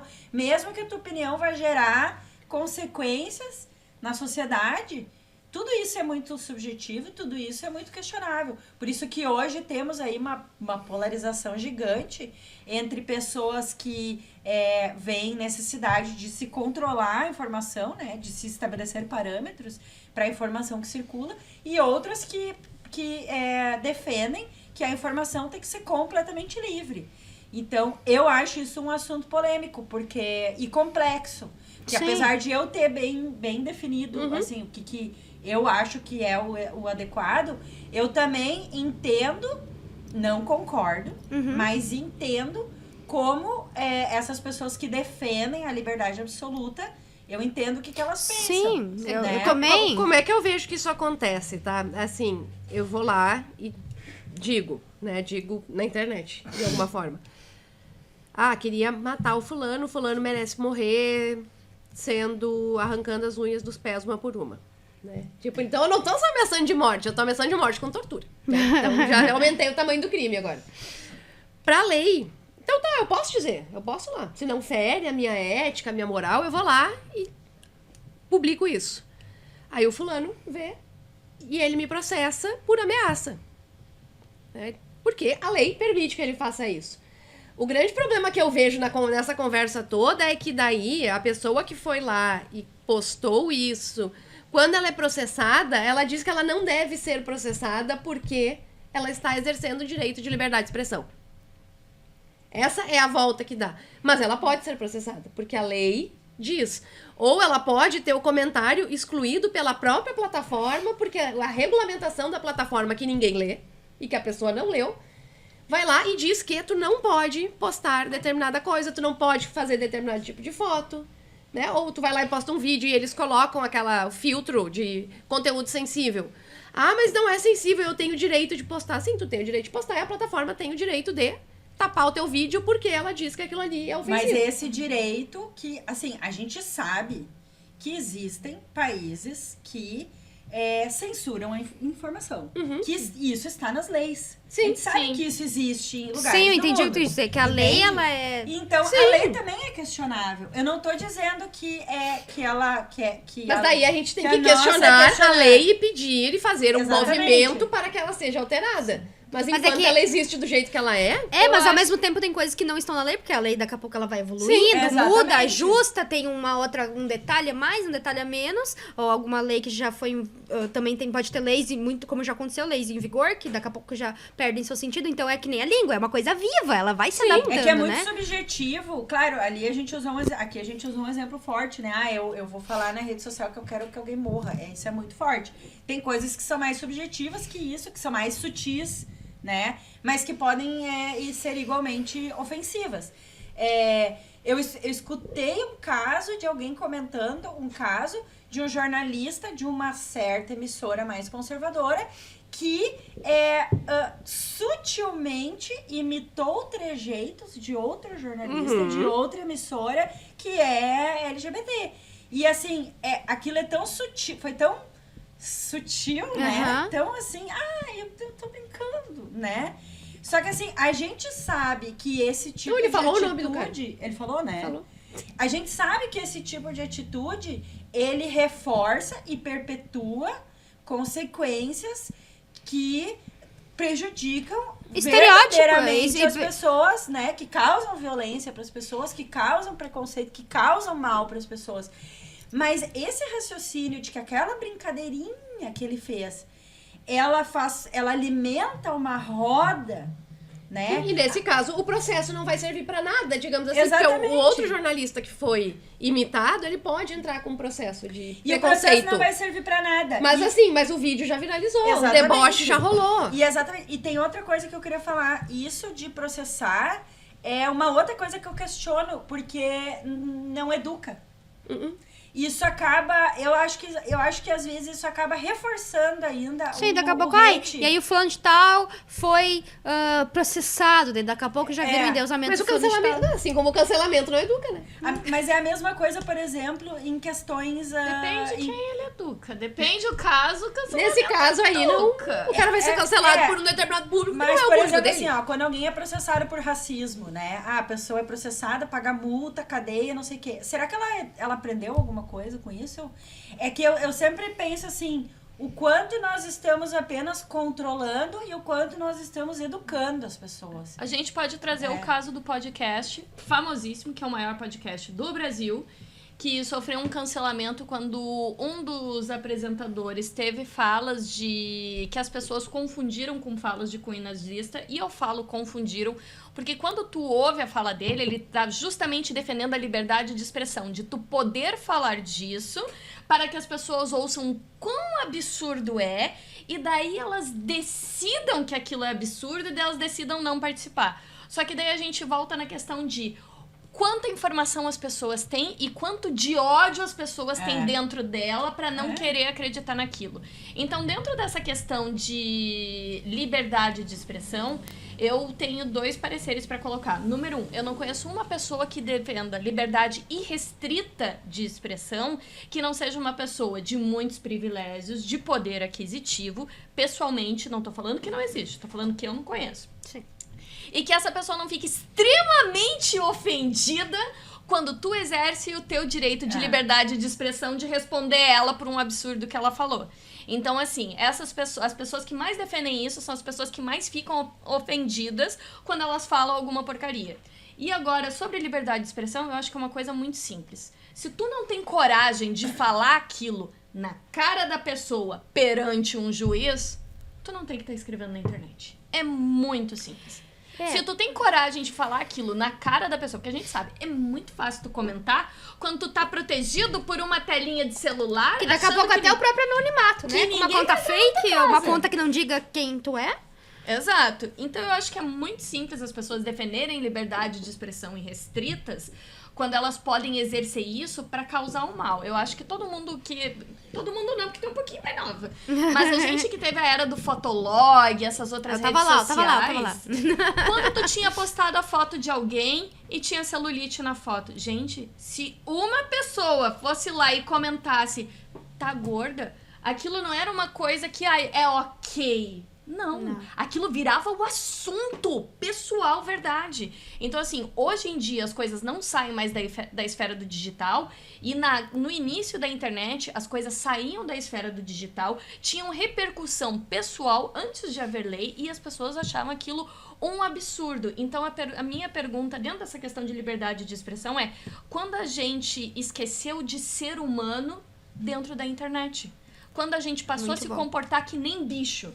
Não, Muito mas bom. eu acho que essas pessoas que nem bicho, elas estavam sempre ali.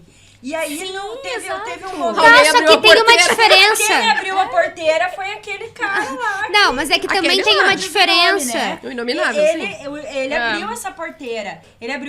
Tava todo mundo quieto. Os esqueletos estavam tudo dentro dos armários. Não, eu não quero discordar, porque eu quero concordar contigo, mas ao mesmo tempo a gente vai ver, tipo, Estados Unidos, essa anarquia aí já tava antes desse palhaço tá aqui, entendeu? Então, tipo assim, as pessoas vão... Porque ela abriu a porteira primeiro. Alguém chegou lá e abriu primeiro. Mas assim, uma coisa é... Daqui a pouco eu tô falando aqui pra minha amiga, achei ela gorda ali. Não é certo, tá? Mas eu tô falando aqui pra ela, né? Não que eu queira ser falada mal pelas costas. Quem te perguntou? Só que daí daqui a pouco eu vou falar ali no vídeo da pessoa, tipo, o que isso agrega pra pessoa? Né? O que isso faz diferença? Eu fico pensando, nossa, que tempo que a pessoa tem pra entrar no vídeo que isso aconteceu, tá? Com uma pessoa que eu conheço, um vídeo super fofo dela, do namorado, e aí postou ali, e aí a pessoa, mas que gorda, não sei o que isso tem a ver? Ninguém tava falando sobre, estão falando ali sobre empoderamento de corpo, tá falando agora, e a pessoa comenta, né, tá entrando no debate. Não, mas não tinha nada a ver, a pessoa comenta, por que a pessoa vai se dar o trabalho de destilar um ódio gratuito? Dentro disso, a influencer aquela brasileira, mas que morava fora, se dizia socialite e que falou sobre a filha do Bruno Gagliasso e da Gil Ibank, que hoje foi a primeira pessoa condenada por racismo digital, pegando a maior pena já dada, que foram 8 anos, acho 9 meses de prisão, uma coisa assim. Ela vai ficar presa. Né? Sim, mas A pergunta é, ela aprendeu? eles já estão apelando. E essa é a questão, ela aprendeu.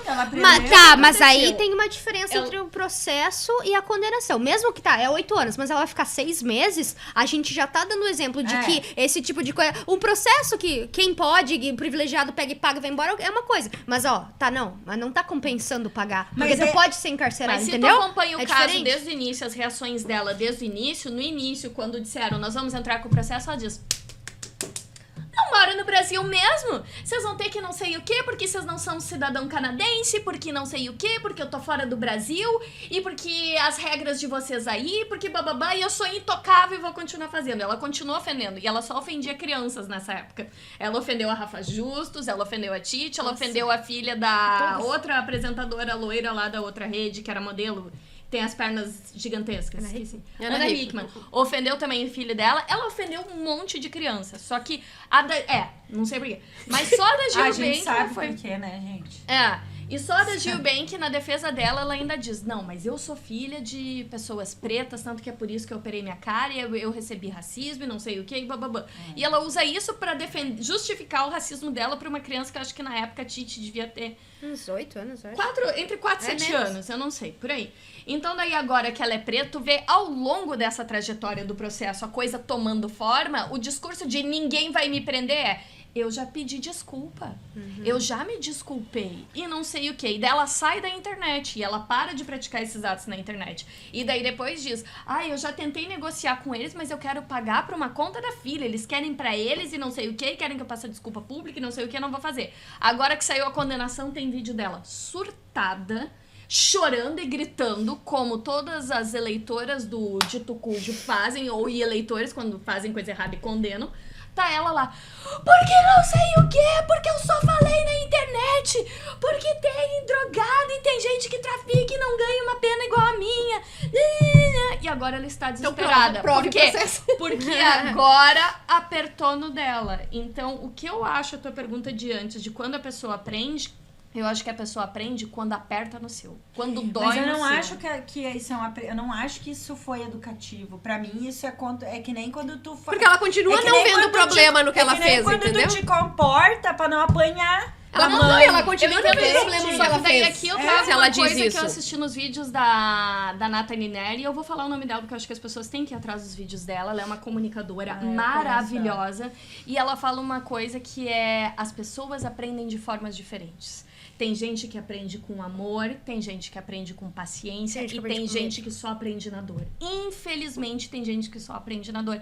E isso é horrível, porque o mundo poderia ser muito mais simples e muito melhor se a gente não precisasse utilizar de punições constantemente para as pessoas não serem ruins, não destratarem umas às outras de uma forma humanitária. Mas não, tem gente que só entende depois que dói. Depois que perde a sua liberdade. Aí a pessoa entende. É que eu acho que junto com uma pena deveria vir coisas educativas. Socioeducativo. Sim. Sabe? Deveria haver medidas educativas de assim, explicar, de fazer a pessoa entender por que aquilo Mas é vai errado. fazer entender? Por que aquilo...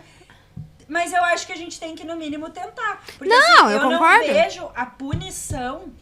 Só isso, gente, Porque assim, ela não continua dizendo... Só punição. Isso Tá, mas daí tem o crime e castigo lá pra gente ler e refletir sobre a questão Ela de não punição, continua né? dizendo que ela só falou na internet, tipo, e daí ela vai ser presa? Então ela não entendeu eu o acho tamanho que, do assim, buraco. eu acho que um ponto no momento em que a gente passa só do processo e aí há realmente, houve a evolução da legislação, ou passou pra esfera de somente processos, agora as pessoas estão sendo condenadas. Aí eu já acho que é um ponto que as pessoas vão, algumas pelo menos, vão começar a se frear, né? Então eu acho que aí já é uma coisa.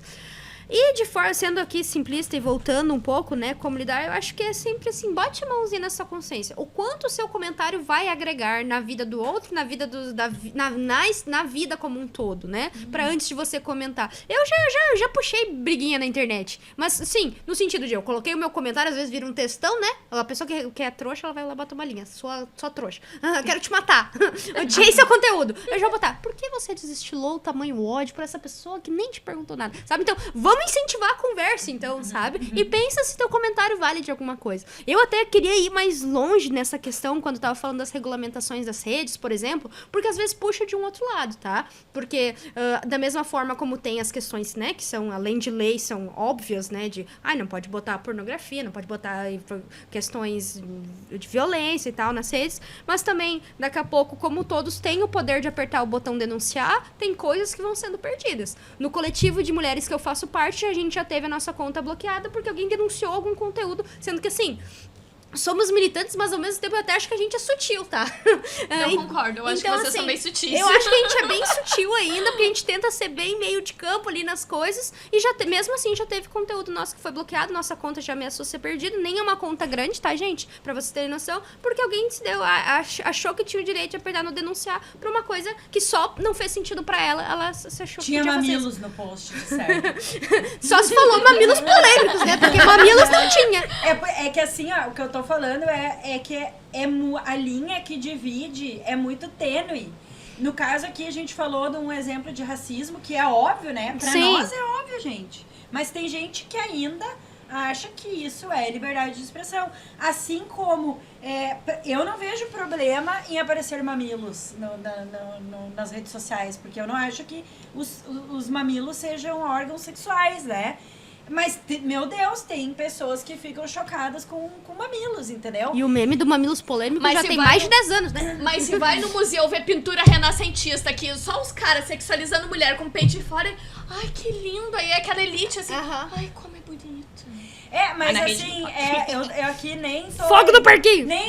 Nem estou puxando para a questão de defender isso ou defender aquilo. Sim, sim, sim. Eu só tô querendo, assim, que a gente perceba como é subjetivo. Sim. Como é subjetivo. Mas assim, entendo que os valores são subjetivos. Eu tenho os meus, tu tem os teus, daqui a pouco nós temos valores muito diferentes. Eu só acho que todo mundo pode botar a mãozinha na consciência e só pensar antes de falar. Por mais que às vezes eu queira falar, tem coisas que as pessoas colocam ali, vídeos, às vezes atacando valores super importantes pra mim, mas eu não me dou o trabalho de ir lá em todo vídeo e comentar. 1, porque eu não quero dar engajamento. 2, porque eu não quero perder meu tempo. 3, porque isso me estressa ainda mais, me consome ainda mais. E 4, porque não vai mudar aquela pessoa daquele jeito.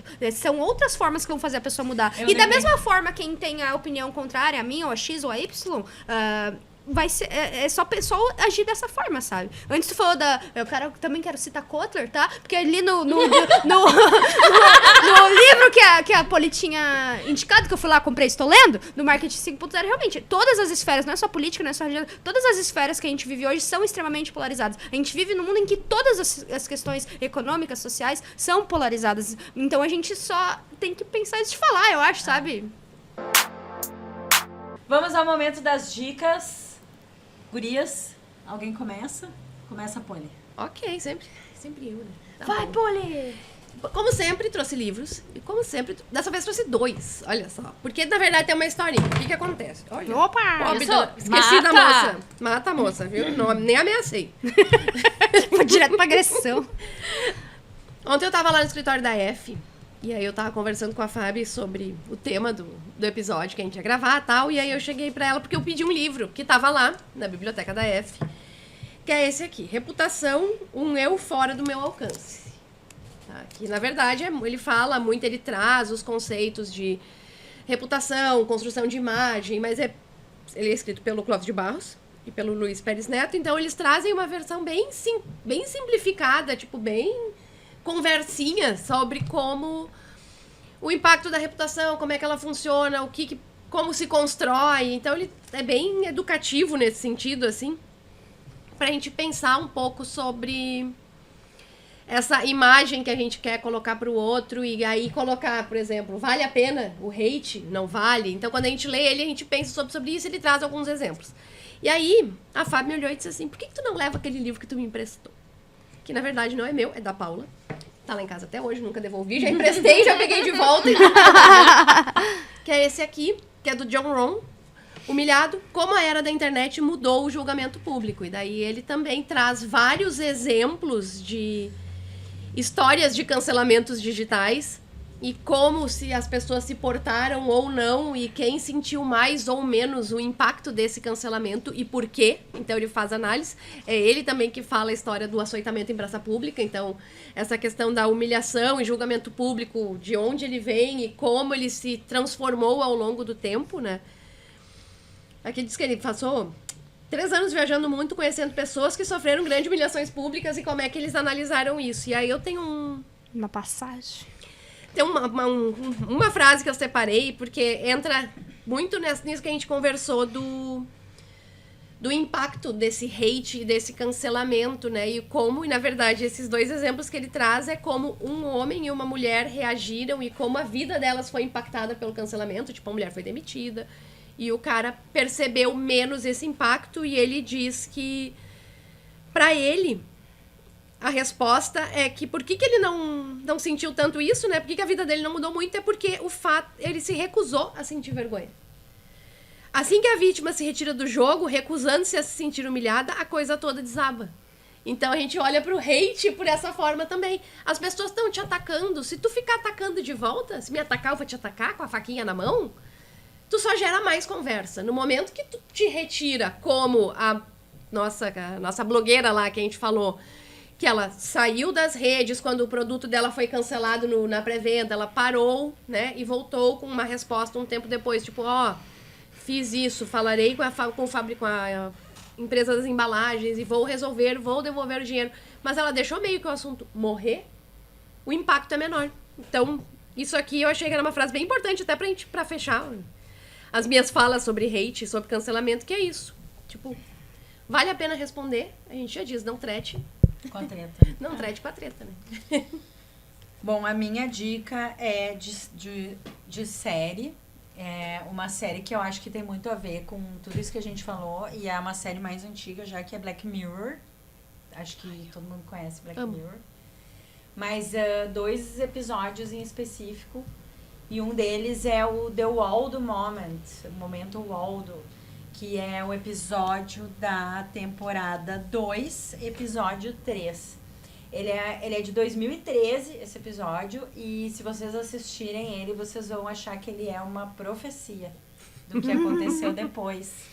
Né? Eu não vou nem falar sobre o que é, mas ele é sobre como um comportamento considerado ruim, né? Que a gente olharia assim, à primeira vista consideraria péssimo, como esse comportamento pode levar uma pessoa ao sucesso. E é bastante assustador, principalmente quando a gente constata que esse episódio ele é profético, que depois aconteceram coisas que mostram que aquilo ali é totalmente possível de acontecer. E o outro episódio de Black Mirror que eu quero recomendar é o Hated in the Nation, que é um episódio da temporada 3, episódio 6, que ele é muito sobre o hate, sobre os efeitos, né, do hate na internet, como que o hate pode voltar pra ti, o que ele causa e o que ele pode causar, o que ele causa pra quem é odiado e pra quem odeia.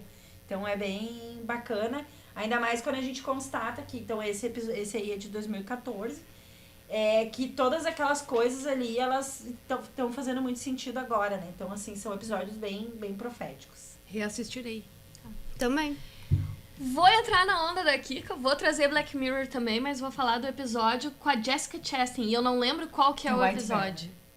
Não é o The White Bear. Eu não lembro o nome do episódio, mas é aquele que tu tem o celular e tu vai dando likes pra todas as coisas que as pessoas fazem. Não é a Jessica Chastain, é a Bryce Dallas Howard. Isso, eu sempre confundo as duas. Essa aí. Obrigada. As duas são iguais. Eu não sei qual é. Duas ruiva gata. Sim, e que excelentes atrizes, Também. por sinal.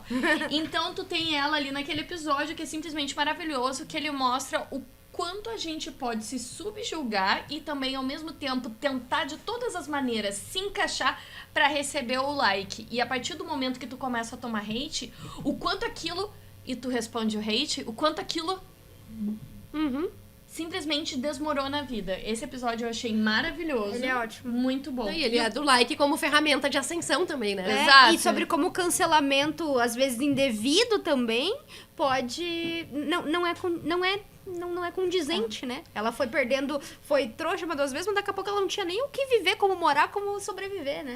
E o outro que eu vou... É uma série que também já é antiga, eu acho que ela deve ser dessa época ali, 2014, mais ou menos, que é Don't Fuck With Cats. Ah, sim. Que é sobre a cultura do cancelamento e o hate que eles levaram à morte de uma sim. pessoa de fato. E essa foi um caso que virou série, mas a gente tem no Brasil mais casos em que o cancelamento e a própria zoação em si leva à morte de uma pessoa, que nem aquela mulher que decidiu casar sozinha porque no dia o noivo desistiu, ela sofria depressão, ela casa sozinha, posta na internet, as pessoas começam a dar hate e ridicularizar ela na internet. Acho que deu uns 2, 3 dias mais ou menos, ela se mata porque ela não aguenta o hate. Não é o único caso de pessoa que comete suicídio. sim, tem em vários. função de E vale lembrar que comentários, né? estamos no mês de Setembro Amarelo, então precisamos falar sobre saúde mental. Qualquer coisa, ative o CVV nos 188. E são essas minhas 2 dicas. Acho que não é nem pra gente, tipo, pensar a respeito do cancelamento, e sim no impacto que a ação digital de uma pessoa pode ter na realidade de outra. Excelente. Eu gostei muito pra onde foi a nossa conversa hoje, nesse sentido, a gente... E o buraco é mais embaixo, camadas e tal, que a gente fica falando, e a gente realmente chegou em buracos mais profundos, né? Então, com isso, e na vibe de vocês de Black Mirror, porque eu não tinha preparado nenhuma dica, eu quero indicar outras 2 séries que são nessa vibe de... Como é que é quando é episódios aleatórios? Começa... puta que merda. Eu não Tá, lembro mas o nome é isso agora. aí. Mas é que é uma palavra tão bonita que eu usar. Episódios independentes uns dos outros. Não, são a... Tipo, tá. Depois eu vou lembrar, vou ficar triste que eu não falei no episódio, não pode. Aí tu vai lá e comenta. Era tal coisa. Mas enfim, são 2 séries também, que são episódios todos independentes um do outro. E que a gente tem o The Twilight Zone, né, que já teve várias... Desde, acho que 1950 ou 1960, essa série existe. Foi em blocos, foi feita em várias décadas. E a gente teve agora, na década de 2020, acho que foi por aí, 2021, 2022, a gente teve uma nova temporada que tá disponível no Prime Video, mas tem outras antigas aqui, eu lembro de assistir. Foi lançada ali em 2004, mais ou menos. O apresentador era o Forrest Whitaker. Sim, eu assisti também, passava na Fox, era maravilhosa. Passava, acho que no SBT também. Como é o nome? The Twilight Zone. A zona além da imaginação. Além da imaginação. Além da imaginação, Sim, né? Tanto que eu lembro de um episódio muito característico dessa temporada ali da década de 2000 ali, que era com a Catherine Hale ali, a Izzy de Grey's Anatomy, ela ali, vocês sabem que ela é. Em que ela tem que voltar no tempo pra matar o Baby Hitler. Né? Essa é a questão ali. Então sempre tem uma vibe meio ficção científica, assim como Black Mirror, acho que bebe muito na fonte disso. E também tem outro nessa vibe que é o Love, Death, Robots, da Netflix, que são séries, assim como Black Mirror, que imaginam e potencializam certas questões da nossa sociedade e vão além, né? Então, tipo assim, essa coisa que já existe num futuro distópico, como que seria, né? Então, levantam questões interessantes, né? Então, essa é a minha dica. São minhas dicas. Nessa mesma vibe aí, de futuro distópico e possibilidades dentro do que existe, tem Years and Years também, Também. que é assustadora. Eu vou, então, já que a vibe da dica virou essa, eu tô lendo um livro bem pesado, tá? Eu comecei a ler ele, eu li algumas páginas e eu fui parando, que é o 2084, uma ficção baseada em fatos reais sobre o aquecimento global e o futuro da Terra. Então, tipo assim... não é uma história linear, é como se fosse um livro de não ficção de um jornalista que vive em 2084, ele nasceu em 2012, né? Em que ele vai contando, entrevistando pessoas sobre o status da Terra em 2084. Como está o Brasil? O Brasil nem existe mais, sabe? Então, a gente vai lendo esses relatos, mas muito fundamentado em documentos, em dados e verdades fatos que a gente tem hoje, né? Ah, porque lá em 2008 o jornalista tal, o cientista tal tinha feito tal estudo sobre isso, e aí essas partes são verídicas, né? E é super assustador, assim, né? No sentido de a gente pensar nos impactos de tudo, seja do comentário na coisa da coleguinha, seja na nossa responsabilidade quanto empresas e como pessoas, com o meio ambiente, do futuro que pode nos levar, porque o futuro distópico é uma possibilidade do que o nosso futuro pode ser mesmo, né? Muitas vezes. É uma sátira quase do que a gente vive hoje, elevado a uma certa potência. Então, acho que também são dicas não tão marqueteiras e comunicadoras, mas que tem essa relação com a vida que a gente vive, assim. Muito bem. Nice. Então é isso, né, meninas? Temos mais um grande BO, que hoje foi bem grande mesmo. Então, pra quem nos acompanhou até aqui, né, o Qual é o BO? É um projeto de conteúdo em vídeo, que a gente... conteúdo em vídeo, videocast, ou o nome que tu quiser dar. Conduzido por Bruna Monteiro, Kika Giordano, Poli Lopes, e hoje, com a nossa convidada Sabrina Naldi, né? Nesse mês, a pauta foi produzida a 4 mãos, eu e a Kika. E estamos novamente aqui no Eco Estúdio, do Eco Coworking, em Sapiranga, que sempre nos recebe tão bem, com muito café mesmo. Obrigada, Éder, pela parceria e pelo café. E pela paciência, tudo. né? E por tudo e pela paciência. Se quiser conversar mais, vem com a gente, então... Quem se apresenta agora? Quem faz o pitch final? O primeiro. Eu vou. Onde te achar? Bom, então é isso. Eu me exaltei, botei casaco, tirei casaco. Hoje foi bem intenso. Gosto dessas conversas que a gente tem. Espero que vocês gostem também. Se vocês não gostaram, vocês nem chegaram até esse final do vídeo. Então tá tudo bem. Não tô falando mais com ninguém mesmo. Eu sou Bruna Monteiro. Sou empreendedora, sou comunicadora. Sou da Altabox Marketing Digital. A Rafa, minha sócia, esteve no episódio anterior. Vocês podem voltar e conferir. A gente trabalha com comunicação, com redes sociais, com vídeo, né? Eu sou videomaker também. E a gente tá à disposição de ajudar vocês. A gente adora focar tanto em profissionais autônomos quanto nas empresas, mas a gente gosta de ajudar as pessoas a construírem uma comunicação bem verdadeira e autêntica, tá, gurizada? Onde te acha? Onde acha? No @altaboxmkt e no @BruLMonteiro. Bru Monteiro. Eu quero agradecer primeiro o convite de estar aqui. Adorei o assunto. E mais ou menos a mesma coisa que as gurias, também trabalham com comunicação. A gente é meio que na publicidade palpa toda a obra, né? Porque as agências exigiram da gente ser isso. A gente não tem opção a não ser aprender, porque se tu não aprender, tu vai perder dinheiro. E basicamente é isso. Então, basicamente eu faço rede social, mas só se você for uma pessoa muito legal. Eu trabalho com arte, mas daí arte é pagando, não precisa ser legal. E também faço redação, e redação eu gosto. Redação eu gosto de verdade.